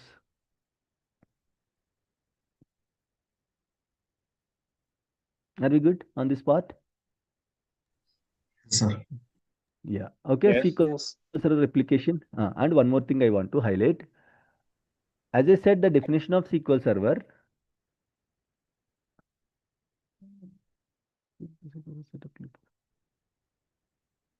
Just no. Okay. It's just asking, do you want to quit the setup and all? I said no. Okay, fine. So the definition of SQL Server is also like it will help you to store the data, process the data, retrieve the data. That will be done by this database engine. Apart from this, we can also use SQL Server to integrate the data from different sources. I have a lot of data in the notepad. I want to upload this notepad into the SQL Server. We can do that. I have a data in the Excel sheet. I have to upload this Excel sheet data into SQL Server. We can do that. Integrating the data from different sources, CSV files, notepads, Excel files. You can import data from notepad to SQL Server, Excel to SQL Server. At the same time, you can export the data from SQL Server to Excel, SQL Server to notepad, CSV files. So this is called integration. So you can also use SQL Server for integration purpose. You can also generate beautiful reports with the help of SQL Server data. So for that we have to use reporting services. We can also use SQL Server to analyze the data. To analyze the data, we can use analysis services. So these are all the extra components. If you want, if customer is asking these features, then you can select. Shanmukh, how would I know? I told you one word. Remember in the prerequisites, there is one document called dash. One document called dash. What is the document will have these details? What is the document name that we will use to install SQL Server? Try to recollect. No issues at Instruction all. document. What is that? Fee structure document. Work Build sheet. instructions. Build Build sheet. sheet. Build sheet. In that build sheet, customer will update what components he need. If we did not update any components, by default, we'll select these three components. Okay. Database engine, replication, full text. If they need R, they will include in the build sheet. If they need Python, they will include in the build sheet. If they need some machine learning services, they will include in the build sheet. So based on their inputs, we are going to select the components here. Okay, otherwise we'll select the from DB side, the default components are database engine, replication and full text. From the specific features side. From the shared feature side, see if you want analysis services, you can select this option, polybase and all. We don't use all these things and all, okay? If you want reporting services, you can use integration services comes here. Integration services you can see here. Okay, we don't need it generally. In case if they want, you can simply select integration services. If they want analysis services, you can simply select analysis services. After that, of course, we have to configure, but that comes under different, okay, thing. In case sometimes the interviews they will ask, hey, do you know how to install SSIS, SSRS, SSAS? SSIS means SQL Server Integration Services. SSRS means SQL Server Reporting Services, which will help you to report, to generate the reports. SSAS is for SQL Server Analysis Services. IS, RS, AS. As a DBA, we have to install. If they are asking if they included in the build sheet to install analysis services, we have to select analysis services. If they are asking reporting earlier, the reporting is also like this only. Here under below to the analysis, you can see reporting, but they separated from 2016 onwards. So if you want reporting services, you have to download it separately so that you can copy it manually. You cannot directly download to the server.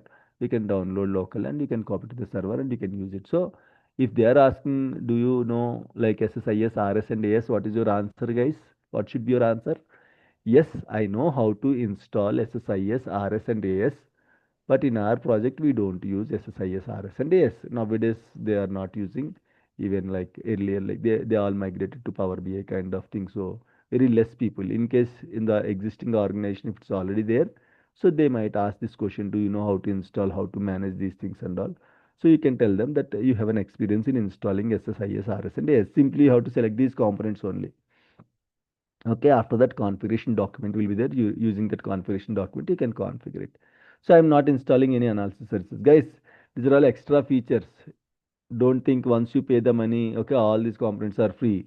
If you are adding components like a power bill, okay, in your house, if you are adding the things, electronic devices, if you are using the electronic devices, how the power bill will increase in the same way. When you are using extra features and all, you have to pay more to the Microsoft as per the feature. So specific features wise, are we good, guys? Any questions here? Specific features wise, instance features wise, are we good? Don't worry, because in the installation we'll discuss a lot of things, kind of little heavy, but don't worry. Again, we'll discuss one more class will be there, but again, I don't discuss this much detailed, but again, okay, we'll discuss. But don't worry, as we have to discuss multiple components, little heavy kind of thing will be there, but it's okay, normal only. Okay, so instance features wise, shared features wise, okay, we have to select four: client tools connectivity, client tools backward compatibility, client tools SDK, SQL client connectivity SDK. Wherever you can see client, you can remember. The shortcut is wherever you can see in the components where you can see client, client tools connectivity, client tools backward compatibility, client tools SDK, SQL client connectivity SDK. Forget about this distributed replay client, okay? We don't use it. So these four are common shared features. Remember, up to 2019 only we'll select it shared features. From 2022 onwards, by default it will be installed, so no need to select these shared features also. The next installation will be 2022. In the evening, I'll show you 2022 installation. There you don't see this section. these features and all. Simply we'll select, okay, specific only. But as a DBA, you should be able to install any version, right? So that is the reason we have to discuss the shared features also. 2019 up to 2019, we have the shared features separately. 2022 onwards, it was inbuilt, automatically will be installed, so no need to install separately. Okay, so you can see here the instance. Now let's come to the this one space requirements. We need 1736 as per the features that we have selected. Okay, as per the features that we have selected, we need 1736 MB in the C drive. Okay, uh, we have almost 20 GB. How much it is, guys? How much it is? How much it is roughly? Tell me. In the previous sessions we discussed it, right? 90 19 GB 19 GB. 440. Yeah, yeah, 19 GB. Roughly it was 19 GB. So we have more only. We need 1700 rupees, but we have 20,000 rupees. Okay, we have more only. So we are good to install. Instance root directory, sub feature folder, and then shared features, shared feature directory, shared features directory x36, x86 means 32-bit. Okay, so these folders will be created automatically, and in these folders it will create subfolders to install the SQL Server. We can change this path also. If you want, you can change this path. I'll explain again what is this instance root directory and all. Okay, let's go to next. And look here, you're saying client tools SDK in the shared feature, right? Why it is required? Mm-mm. Client tools, see, to connect to the SQL servers and all, we need client tools. Not only connecting purpose, we are going to do lot of operations and all, right? So client tools is a kind of a shared feature. It's a kind of a component which will help you to connect to the databases and all. Whatever the four shared features that we have selected, okay, those are all related to the processing and connectivity wise, we need those components. Gauri. Okay, so what it will do, slowly you'll get to know, okay, what they are going to do, how they are going to work and all, slowly you'll get to know. As of now, for connecting purpose and all, okay, you can remember. Right, Okay. okay, yeah. So let's go to the next screen. Here you can see two options. Okay, there are two types of instances. Instance means, what is meant by instance? SQL Server What copy. is meant by instance? Right, very good. Okay, let me go to this document. SQL instance. Instance. Okay, one SQL Server copy, one SQL Server software copy is called one instance. Like one copy is called one instance. Generally, we'll call it as SQL Server, SQL Server, SQL Server. But as a DBA, you have to call SQL instance, SQL instance, SQL instance. Okay, first instance, second instance, third instance, like that we will call generally. Officially, as a DBA, outside people will call SQL Server. But that SQL Server we can install multiple copies. Okay, so to differentiate first instance, second instance, third instance, so SQL instance will call. SQL instance is nothing but SQL Server only. One SQL Server copy is called one instance. So like that, how many instances we can install in one Windows machine? How many 50. instances we can install in 50. one Windows machine? We can install 50. 50 instances. Okay, means 50 SQL copies in one Windows machine. But mostly, how many will be there? One or two. General, One. in general, only one instance will be there. Sometimes two, very rarely three, very rarely four, five copies will be there. Okay, so this is how it will be. So now, if you go to this, there are two types of instances. One is default instance. Second one is named instance. So what is the difference between default and named? Interview question. What is the difference between default instance and named instance?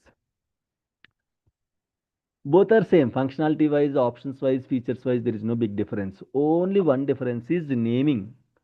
Just naming. If it is a default instance, you will get the computer name to connect to the SQL server.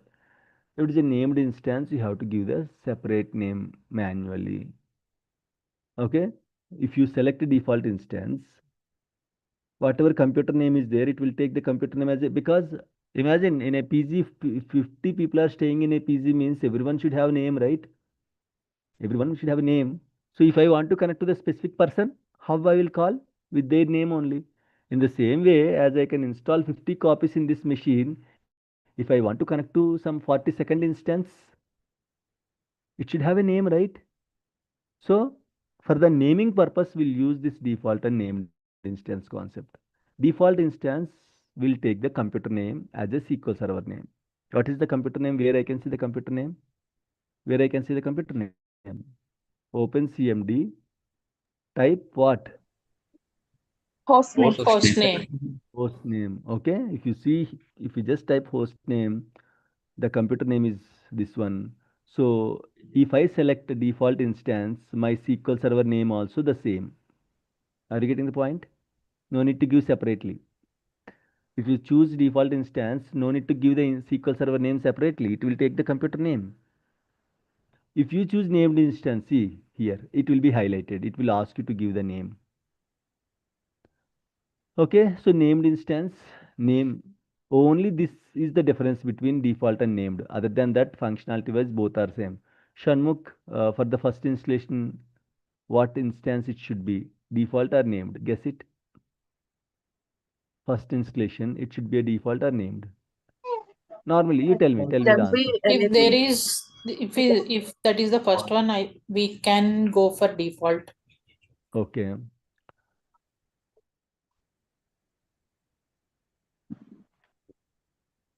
What about others? It should be always name instance so that it can be easily understandable later on. Okay. Okay. It's a default. Depends on customer requirements. Very good. Okay. Very good. Okay. So the answer is anything. There is no mandatory first instance should be default or first instance should be named. Generally, we'll follow default only, but it can be any instance. As I said, there is no such rule, right? The first instance should be default only. Nothing like that. You can either install named instance for the first time or you can install default instance also, but we'll follow default instance concept. Generally, we'll install default instance only. That doesn't mean it will not allow named instance for the first time, nothing like that. It will even allow you named instance also. So the answer is anything. It can be a default or it can be named, but in general, people will follow default instance. Okay, default instance. I have a quick question for all of you now. I have installed the default instance. Later, I want to change from default to named instance. Is it possible or not? Yes or no? Possible. Possible. Yes, we can. Yes. Possible. Yes, Possible. it is Possible. No, Possible. sir. Everyone,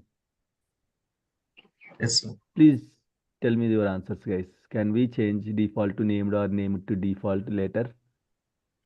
No, No, sir. sir. Yes, sir. No, You sir. can guess it. No issues. You can guess, right? You know, right? Akpak Karvepak.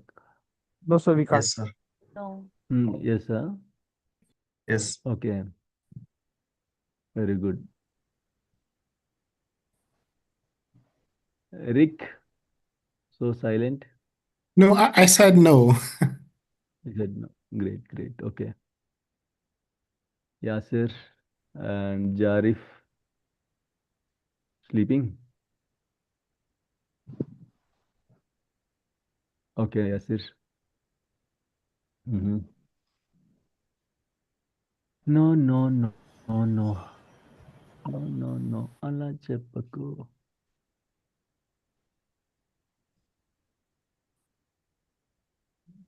Okay, nice. Everyone is saying no only. Good, good, good. So is it Tinky Pinky Yakpak Karvepak no or you have an idea? Good. Okay. Yes, we can change Sajid.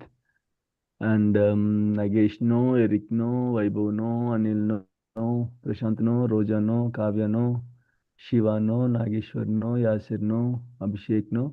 Are Gauri, if there are multiple applications, then yes. Okay, that is a different answer, right? Initially you can change, but after. Okay, very good, Ranjana. Yes. Yeah. I heard 3 or 4 people said yes. So now I can see in the answers everyone is saying no. People are changing the mind.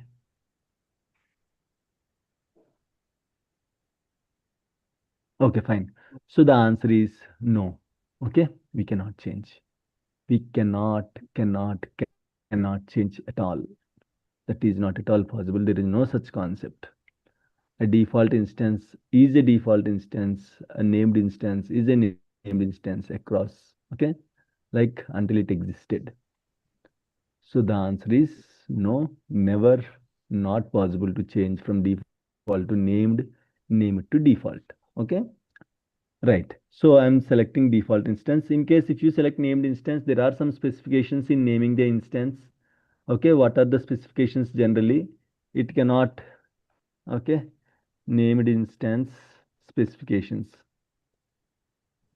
It cannot be more than 16 characters. Okay, it cannot be, the instance name cannot be more than 16 characters. It won't allow you if you are typing more than 16 characters.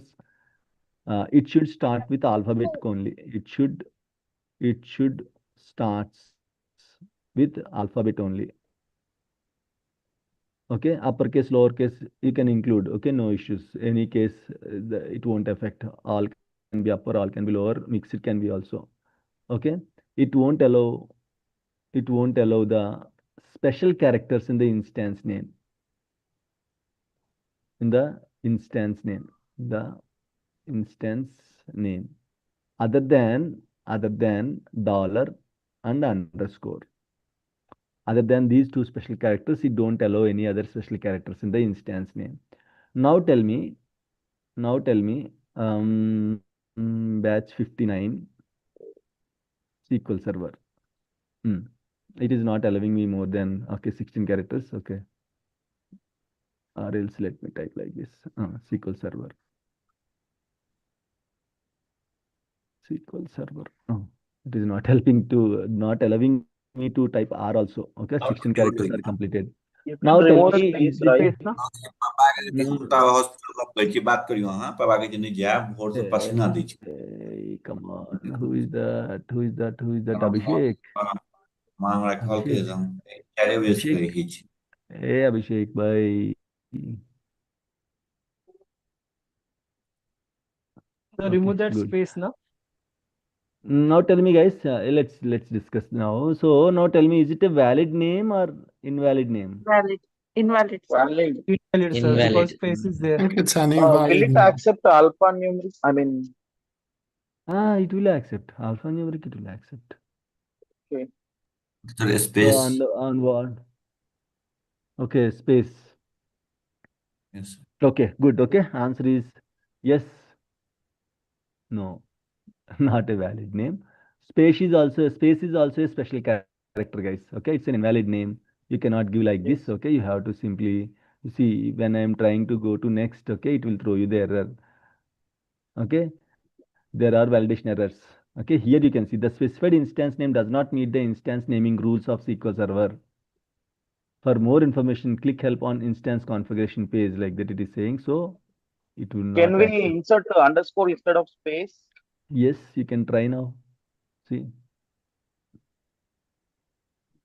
it will allow. It is Okay, accepted. underscore and dollar, it will allow, guys. Okay, other than that, it will not allow any other special characters.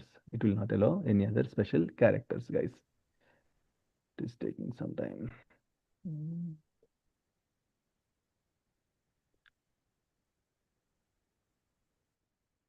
Yeah, it is going to next. Okay, let me go back.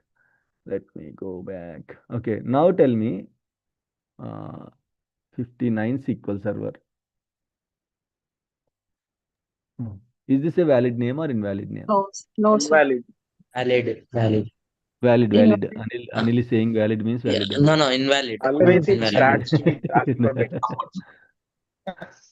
Why Anil, you changed your answer? It Okay, will very start good. with alpha. Yeah, good. So it should start with the alphabets only. So it's an invalid name. It will not allow. Okay, so these three conventions you can remember. But again, you are not going to take the decision in naming the instance. Customer itself will provide you the name of the instance. Okay, so you don't worry, Shanmukh. If it is a named instance, what name I have to put? Can I put my name? Can I put I love you, daddy? I love you, mommy? Is it okay? No, nothing like that. Okay, so you have to request application team will itself mention in the document. Okay, will itself mention the document what would be the name. If they are not mentioning, it will be a default instance. Okay, so I'm selecting default instance, guys. If it's a default instance, it will show you MS SQL Server. What is this instance ID? I'll tell you. Simply, it will create a folder with the help of instance ID. Where it will create the folder, I'll explain. Okay, I'm going to next. As of now, see in this below section, it will show you any installed instance. As of now, I didn't install anything. In case if any instance is already installed, you can see the instance name, instance ID, what kind of features, what edition it is, what version it is, you can see in this list.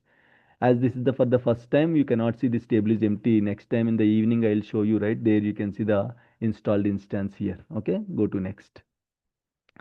Now, very important concept called service account. So, what is meant by service account? Okay, what is meant by service account? So, let's dig down into the service account.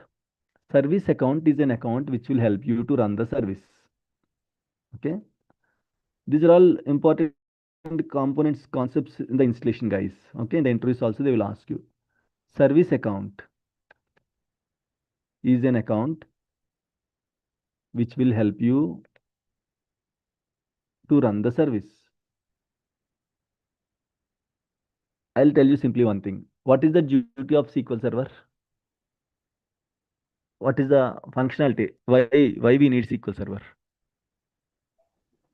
Store, retrieve, process data. Very good, Raja. To store, to process, to retrieve the data. Retrieving means what? Retrieving means what? Reading, right? Storing means what? Writing, right? Correct. Processing and storing means what? Write, read. Who can read and who can write the data? Who can do that? Who can read and write the data from disk? Correct. You are writing the data to the disk. You are inserting some data in the SQL Server means at the end of the day it will go and sit in the disk. You are reading the data from the disk means you are reading the data from the SQL Server means at the end of the day you are getting the data from the disk. So someone should be there to read and write the data. Who is that guy?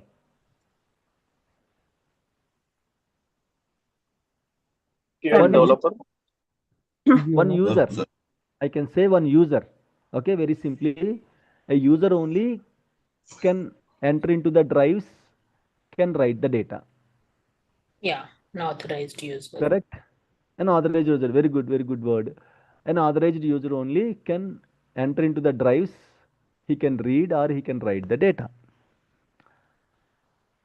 In simple words, that user is called service account.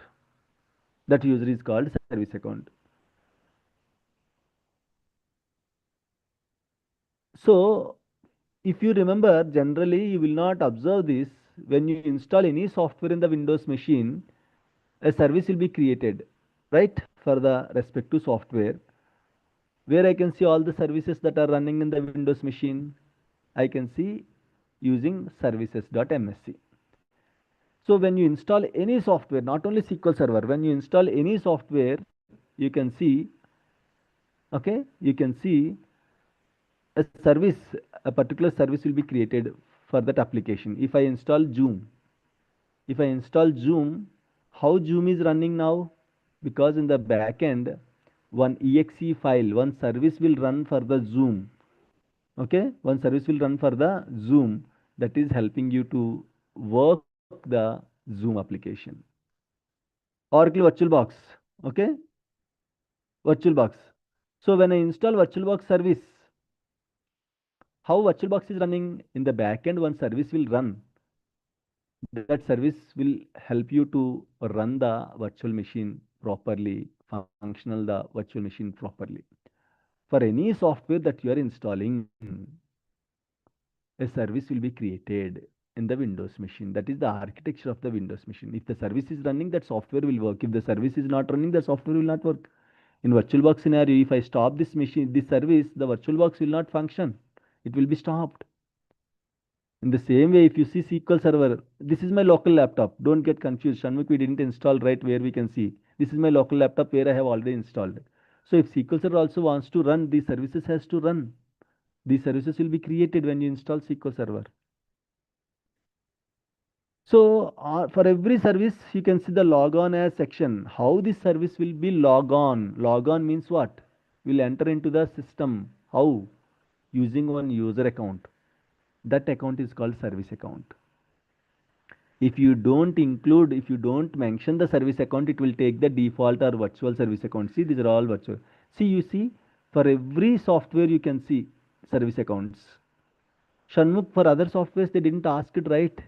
Yes, they didn't ask because they will use the default accounts, local system, local service, network service. These are all default service accounts that you will get it when you install SQL Server, local system, local service, network service. So if you don't mention any service account, Windows itself will allow you to use one service account based on your application criticality. SQL Server, why it is asking us to provide the service account? Because it is very important. For SQL Server, we are using Windows machine. Not for Windows machine, we are using SQL Server. Our main requirement is SQL Server. For that, I need a Windows machine. So my priority is data. So it is allowing us to choose the service account. So that is the reason here you can see service account section. See service account. Here you can use the virtual service accounts that will get created during the installation, or you can use your own service account. Your own service account. I'll give you a simple example. I'm staying in a room. I'm alone staying in a room. Because of like my work and all, I cannot, okay, cook and all, I cannot cook, I cannot clean, I don't have time. Imagine. So what I'll do, definitely, what is the alternate option we have? What is the alternate option we have? Order out. We'll order something. Order food. The second option itself order. There is no Maid. other option. Maid. Okay. We'll recruit one maid. She is going to cook and she is going to clean the house and all. Okay, fine. Now, one more person is added. Imagine one more person is added. Means on behalf of me, that maid is working. She is cooking, she is cleaning. Okay, she is helping me. Now one more person is added. What will happen? Work will be increased, right? So if I am the only person, she is going to take hardly 1 hour to cook, to clean everything. She is taking 1 hour. Nowadays they will complete in 5 minutes also. Okay. So if one more person is added, the time also to clean, to cook will be increased. If another person is added, if third person is added, the time also will be increased. If fourth person is added, means multiple copies are adding. Okay, multiple copies are adding. Yeah, got you, Gauri. Multiple copies are adding, so the time also will be increased. So here, what is the solution? To get the things done quickly, I can recruit one more maid to each person so that the work will be completed quickly. In the same way, I can install 50 instances in the Windows machine, right? For all 50 instances, if I give the same service account, what will happen? The load will be increased. So that is the reason Microsoft is giving feasibility. You can also give your own service account. Okay, that is called service account concept. So don't worry, again I'll explain in the next class. So mainly this service account will help you to run the service, first thing. Second thing is, on behalf of SQL Server, this service account only will read and write the data from the disk to the disk. So this service account should have a administrator privileges. Then only it can enter into any drive. It can enter into any folder. It can read, it can write, it can delete, it can modify the data. Are you getting the point, guys? What is service account? Simple words, service account is an account which will help you to run the service. And on behalf of SQL Server, the service account will read and write the data to the disk from the disk. So for all these reasons, we need service account. Every service in the Windows machine will have a service account. If we don't give the service account, it will take the default service accounts. If we want, we can alone create a separate service account and we can give the service account. Now I am installing a virtual service accounts. Okay. Later after installation, I want to change the service accounts. Is it possible or not possible? Yes. Just guess it. Yes, possible. Now, We did. Yeah. now It's possible. I'm using a virtual service accounts. Later, after installation, I want to separate. I want to give a separate service account. Is it possible or not possible? Guess it. Just guess it.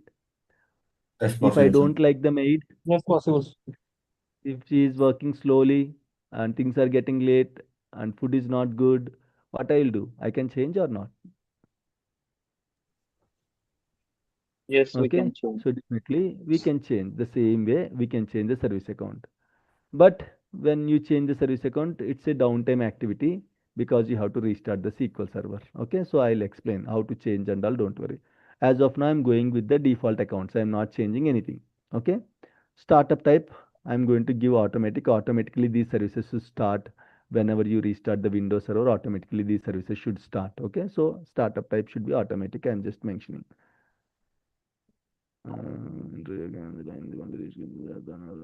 Okay.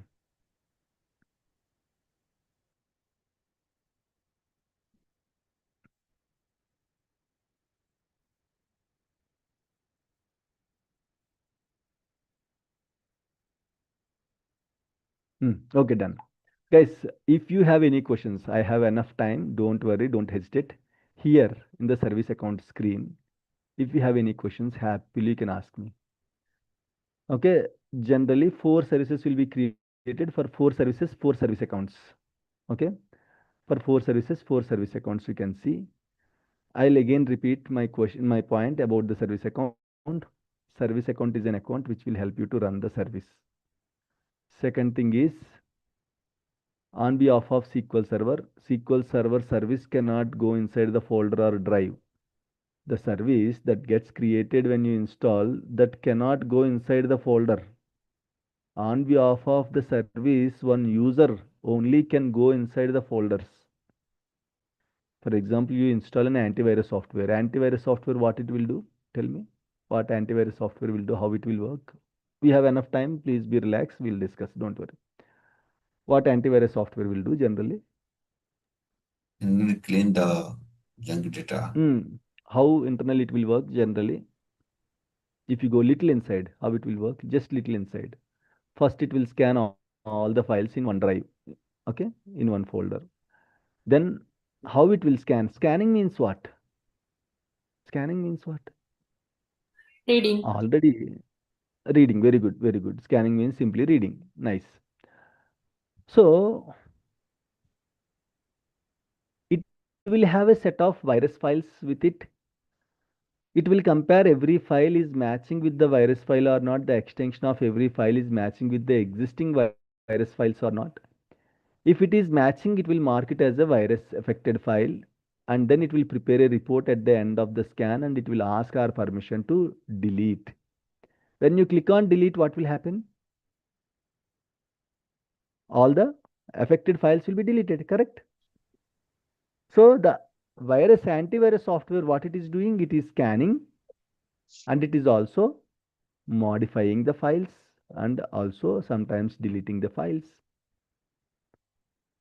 So who will do all these things on behalf of antivirus? Who can do all these things?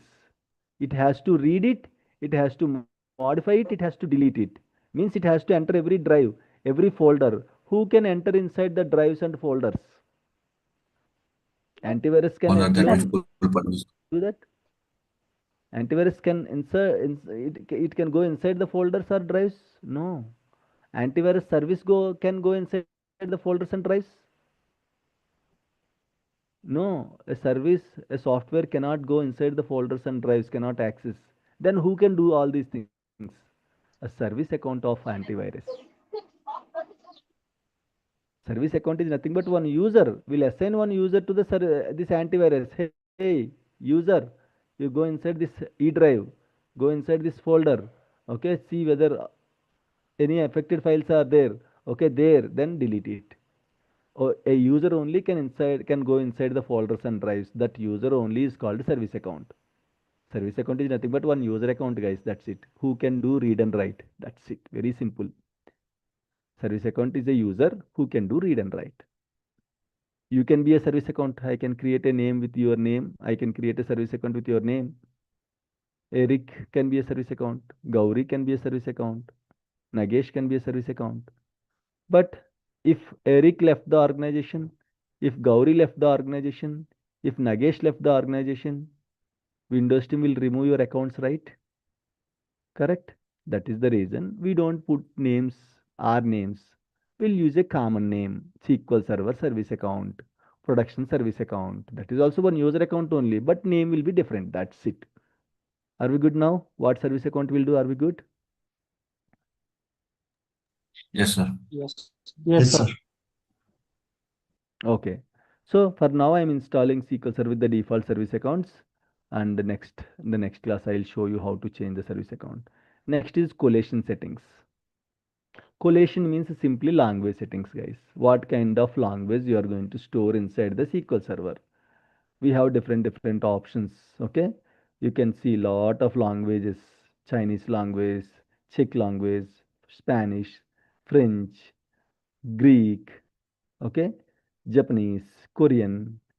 Okay, so all these languages, if you want to store your data in any of these languages, you can, okay, use the language settings, guys. Unfortunately, 140 billion people, sorry, 1.4 billion people where we are staying, unfortunately, like we don't have any option, right? Do we have any option, guys, from India? Urdu is there, Turkish, you don't see Hindi. You can see Nepali also.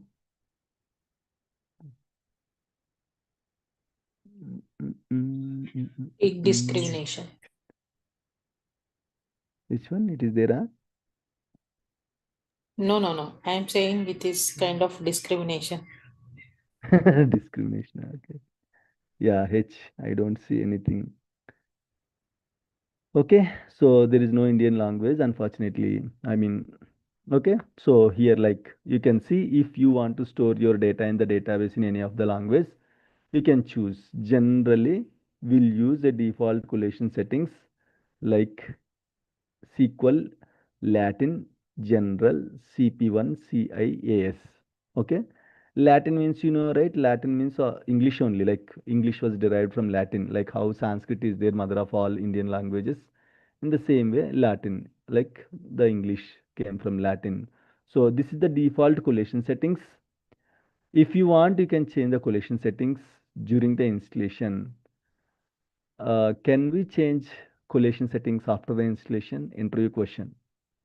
After the installation, is it possible to change the collation settings? Yes, sir, maybe. Not Guess sure. it, no problem. Just guess it. I'm not asking answer. No, I'm sir. just looking for a response. Yes, sir, maybe No change. audience. Hmm.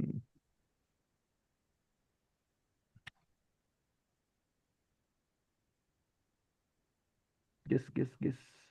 In patching, yes, sir. Ajit, No, sir.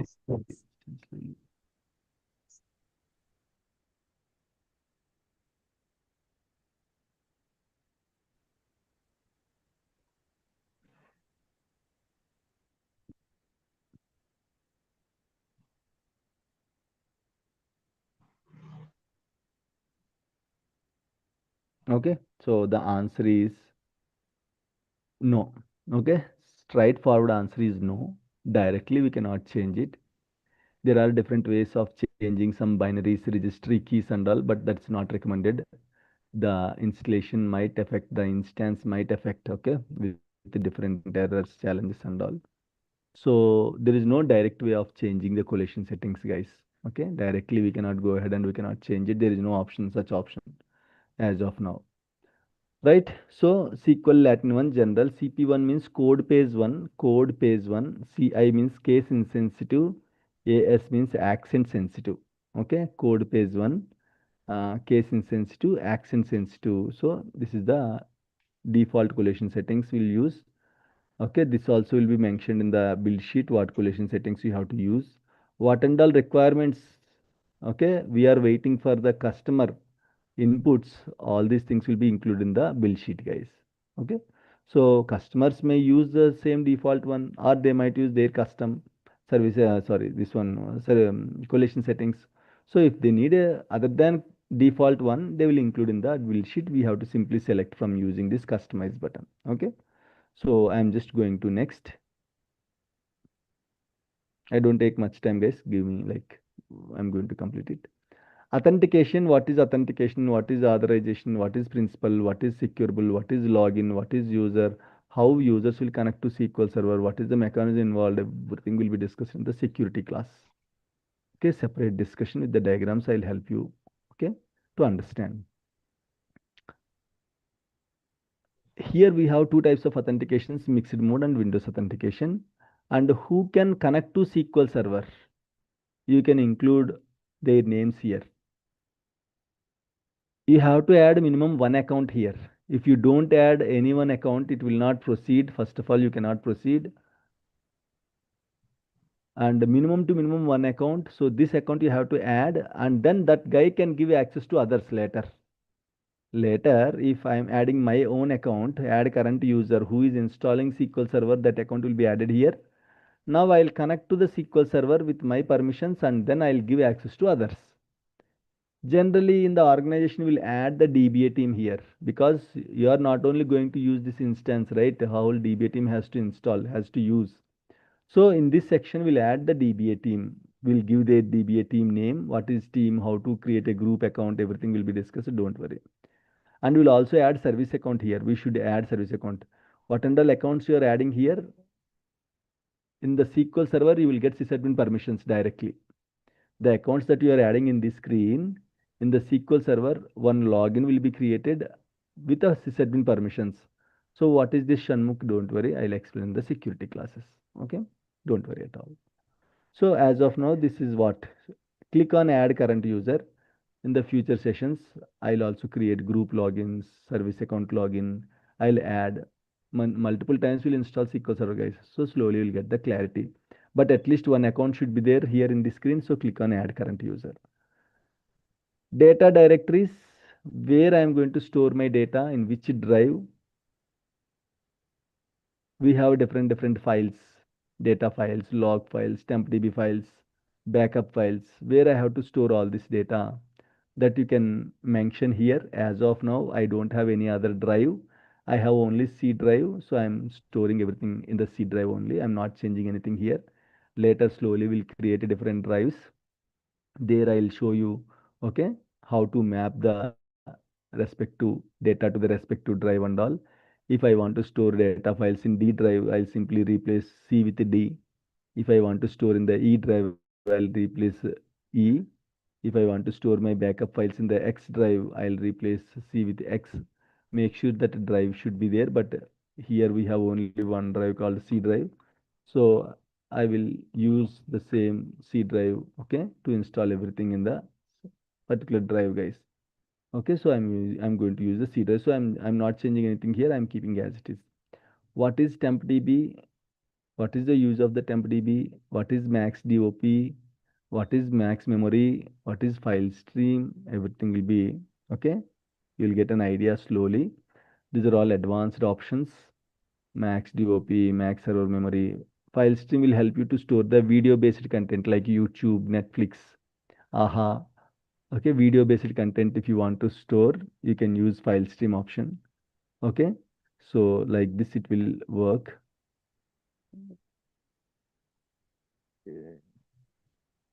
Okay, fine. Okay, so as of now, I'm not touching these options. Slowly we'll discuss. Okay, so I'm going to next. Almost we are at the end of the installation, guys.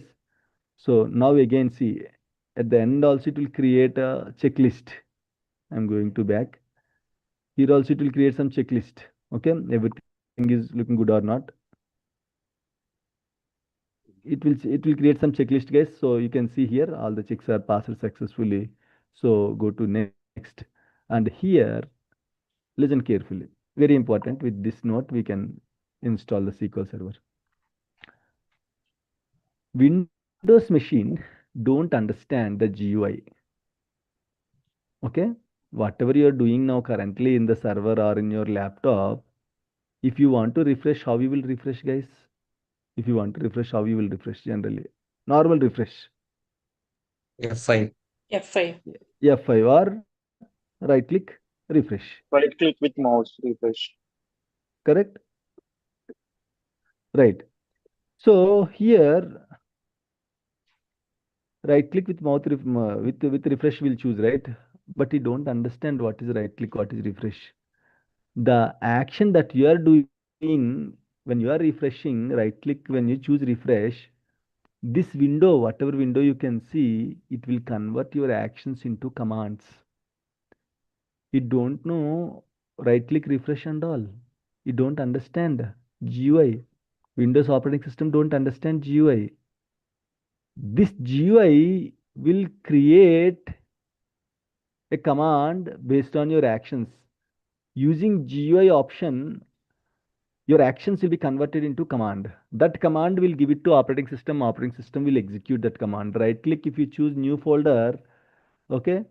If you choose new folder B59, it don't understand. Windows don't understand anything. But the way that you are doing, right click, new, select new folder. When you choose that, one command will run mkdir, make directory. Windows will understand command only. But I don't know what is the command to install SQL Server. I don't know what is the command to refresh the server. I don't know what is the command to create the folder. Your GUI will help you. GUI will convert your actions into commands. Are you getting the point, guys? Everyone. In the same way, why we are highlighting this means whatever setup file we use now to install SQL Server, if I click install, it will install. But in background, what will happen, you know? Background, what will happen, you know? It will create this window, this setup file window will create a command of your actions. Okay, this window will create a command of your actions. That command will be stored in a file called configuration_file.ini. Whatever actions you have selected, default or named instance name, collation settings, okay, and service account details, service account passwords, what and all features you have selected, what and all specific features, what and all shared features,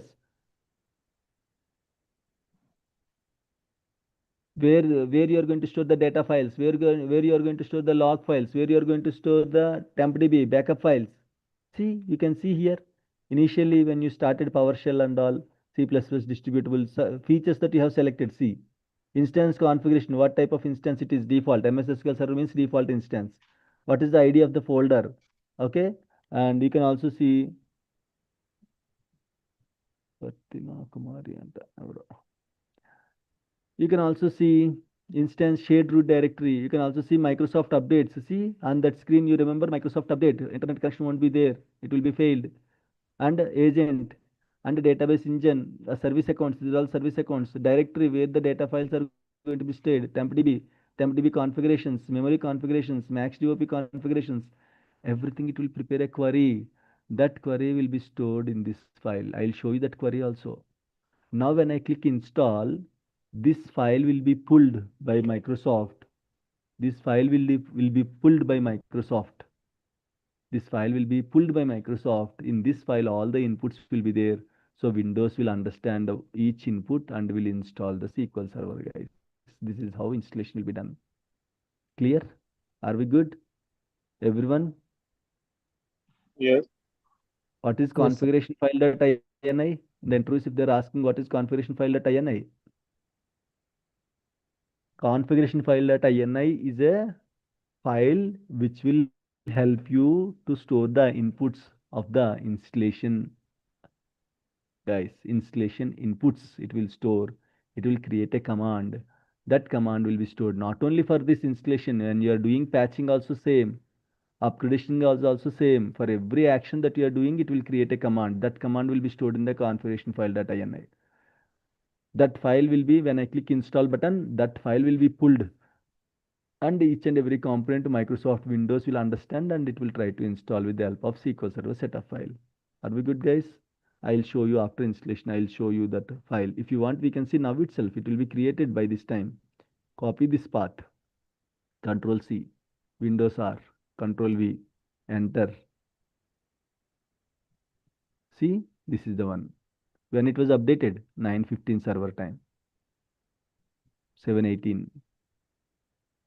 Okay, I'll show you after the installation how the file will be. By this time it's already created, but if I open now, it might impact the installation. So that is the reason. Install. That's it, guys. First time it will take, okay, generally 10-15 minutes for the first time, as it has to install shared features and specific features. Next time onward, shared features will be already installed. Okay, so only specific features will install. So next time it will take 5 minutes hardly, 5-6 minutes hardly. Okay, so that's how the installation will be done. Any questions, doubts?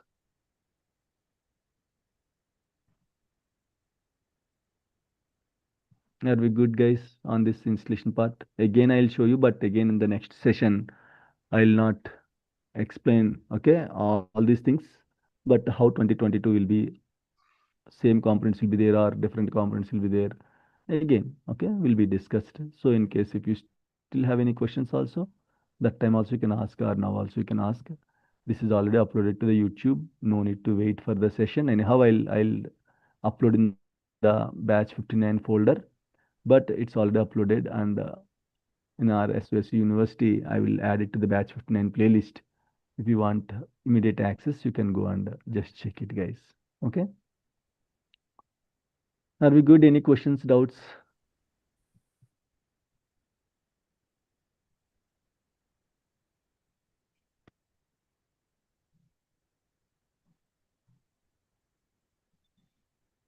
No questions?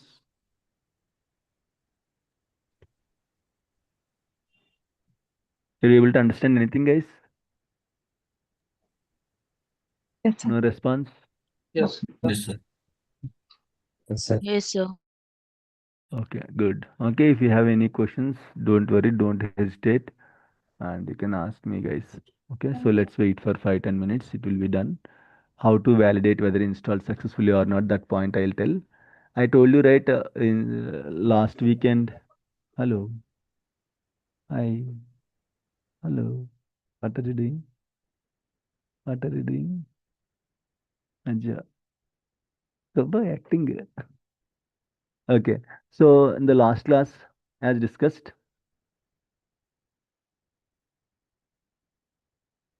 it will take some time, like generally like last classes and all, 1.5 hour roughly I took. Like once the core concepts are started, it will take some time, like, so that is the reason. Installation generally I don't take every session like this, don't worry.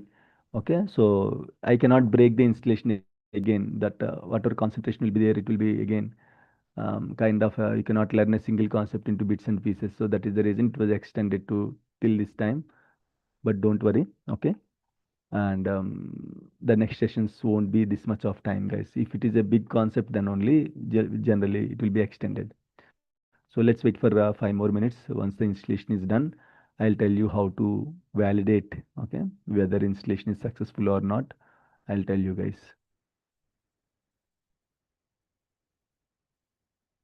What are you writing, Ajay baby? What is that? Read it. Read it. Ready to install. Any questions, guys?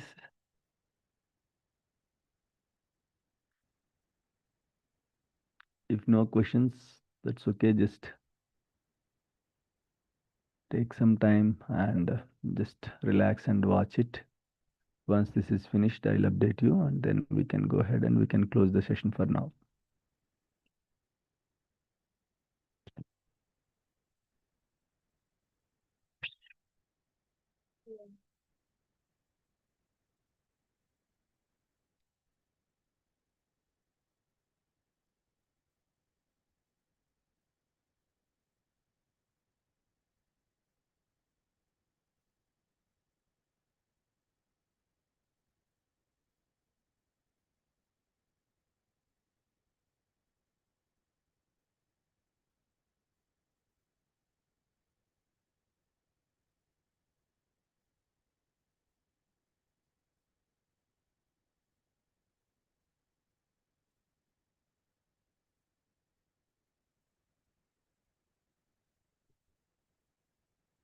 Very good.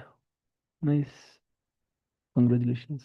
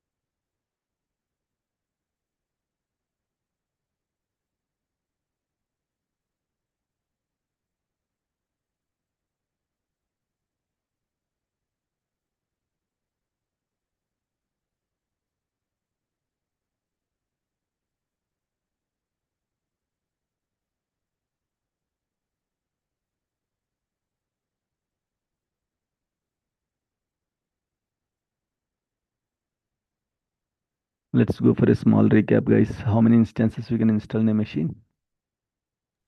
50. 50, right? How many default instances? How many named instances? No one asked this question. One default. 14 named instance. What about others? Out of 50. 49 default instances, one named instance. 49 default instances and one named instance. No, sir, one named 49 instance named and instances, one 49. default instance. Okay, let's discuss on this. Okay. So we can install 50 instances. Out of 50, one default instance, 49 named instances. I'll represent this as 1 plus 49. Okay, 1 plus 49 instances we can install. One default instance, 49 named instances. So now tell me, why only one default instance? We will have only Because one As computer. the host name is unique. 3, 4. Okay, very good, Gauri. What about others? Why only one default instance we can install? Yeah, we will have only one host name, sir. Hmm. Very good. Okay. Nice. So one default instance because the computer name will be locked. Okay. Computer name will be locked. Computer name or host name, whatever it is, will be locked. Imagine if I have two instances with the same name. Now imagine Raj,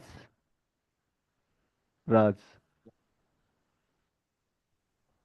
See, now the scenario I'll tell you.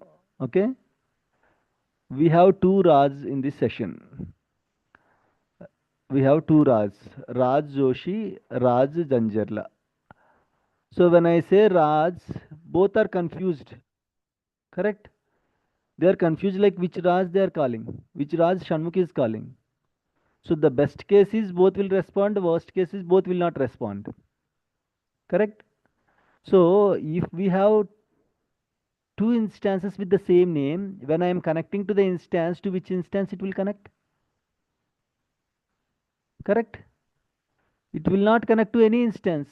So that is the reason, as computer name is unique, as computer name is already attached to one name, so the other instance names will be named instances only. Once you installed one default instance, you cannot install the same default instance. Okay, for the other instances, guys. Are we good now? Why only one default instance? Are we good, everyone? Everyone? Yes. yes, sir. Right. Now, So if you are good, I'll ask one question then. I have the 2019, 2022. Can I install 2019 default instance, 2022 default instance? This time different versions. Can I install multiple default instances of different versions? Yes or no? Type your answers in Yes. the chat. no. Type your answers in the chat. No. Chat.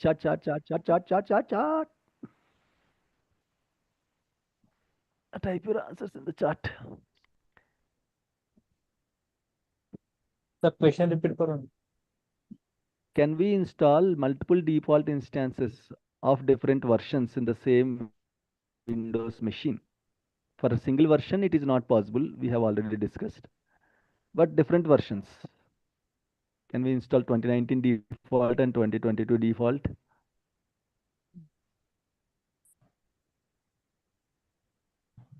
Hey, Aja, what are you doing? Don't remove that, please. Okay, na? Very good. పాడైపోద్ది.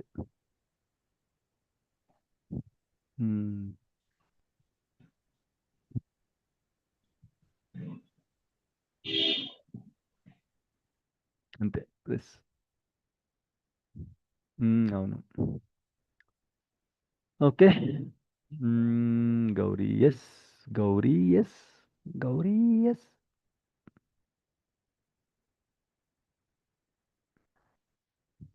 Joshi, Joshi and no.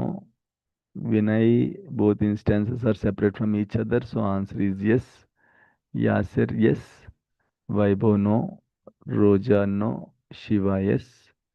Abhishek, no. Raj, no. Sandhya, no. And Dhamini, no. Prashant, yes. Eric, no. Nageshwar Reddy, yes. Anil Reddy, no. Vinay Kumar, yes. Eric, one default instance and 14 named instances. And Sajid, no. Okay, very good, guys. Okay, very, very, very good. And who else? Nagesh, yes. Okay, fine. Nageshwar Reddy, both are same or different? Both are different. Different. Okay, fine. Right. Okay, good, guys. Okay, so the answer is no. Okay, the same logic, guys. If I give the computer name, it will be connected to 2019 instance or 2022 instance, Gauri.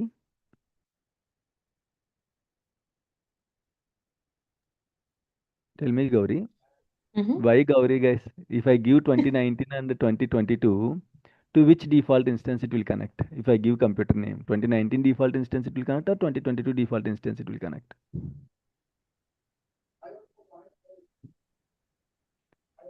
It will be confused.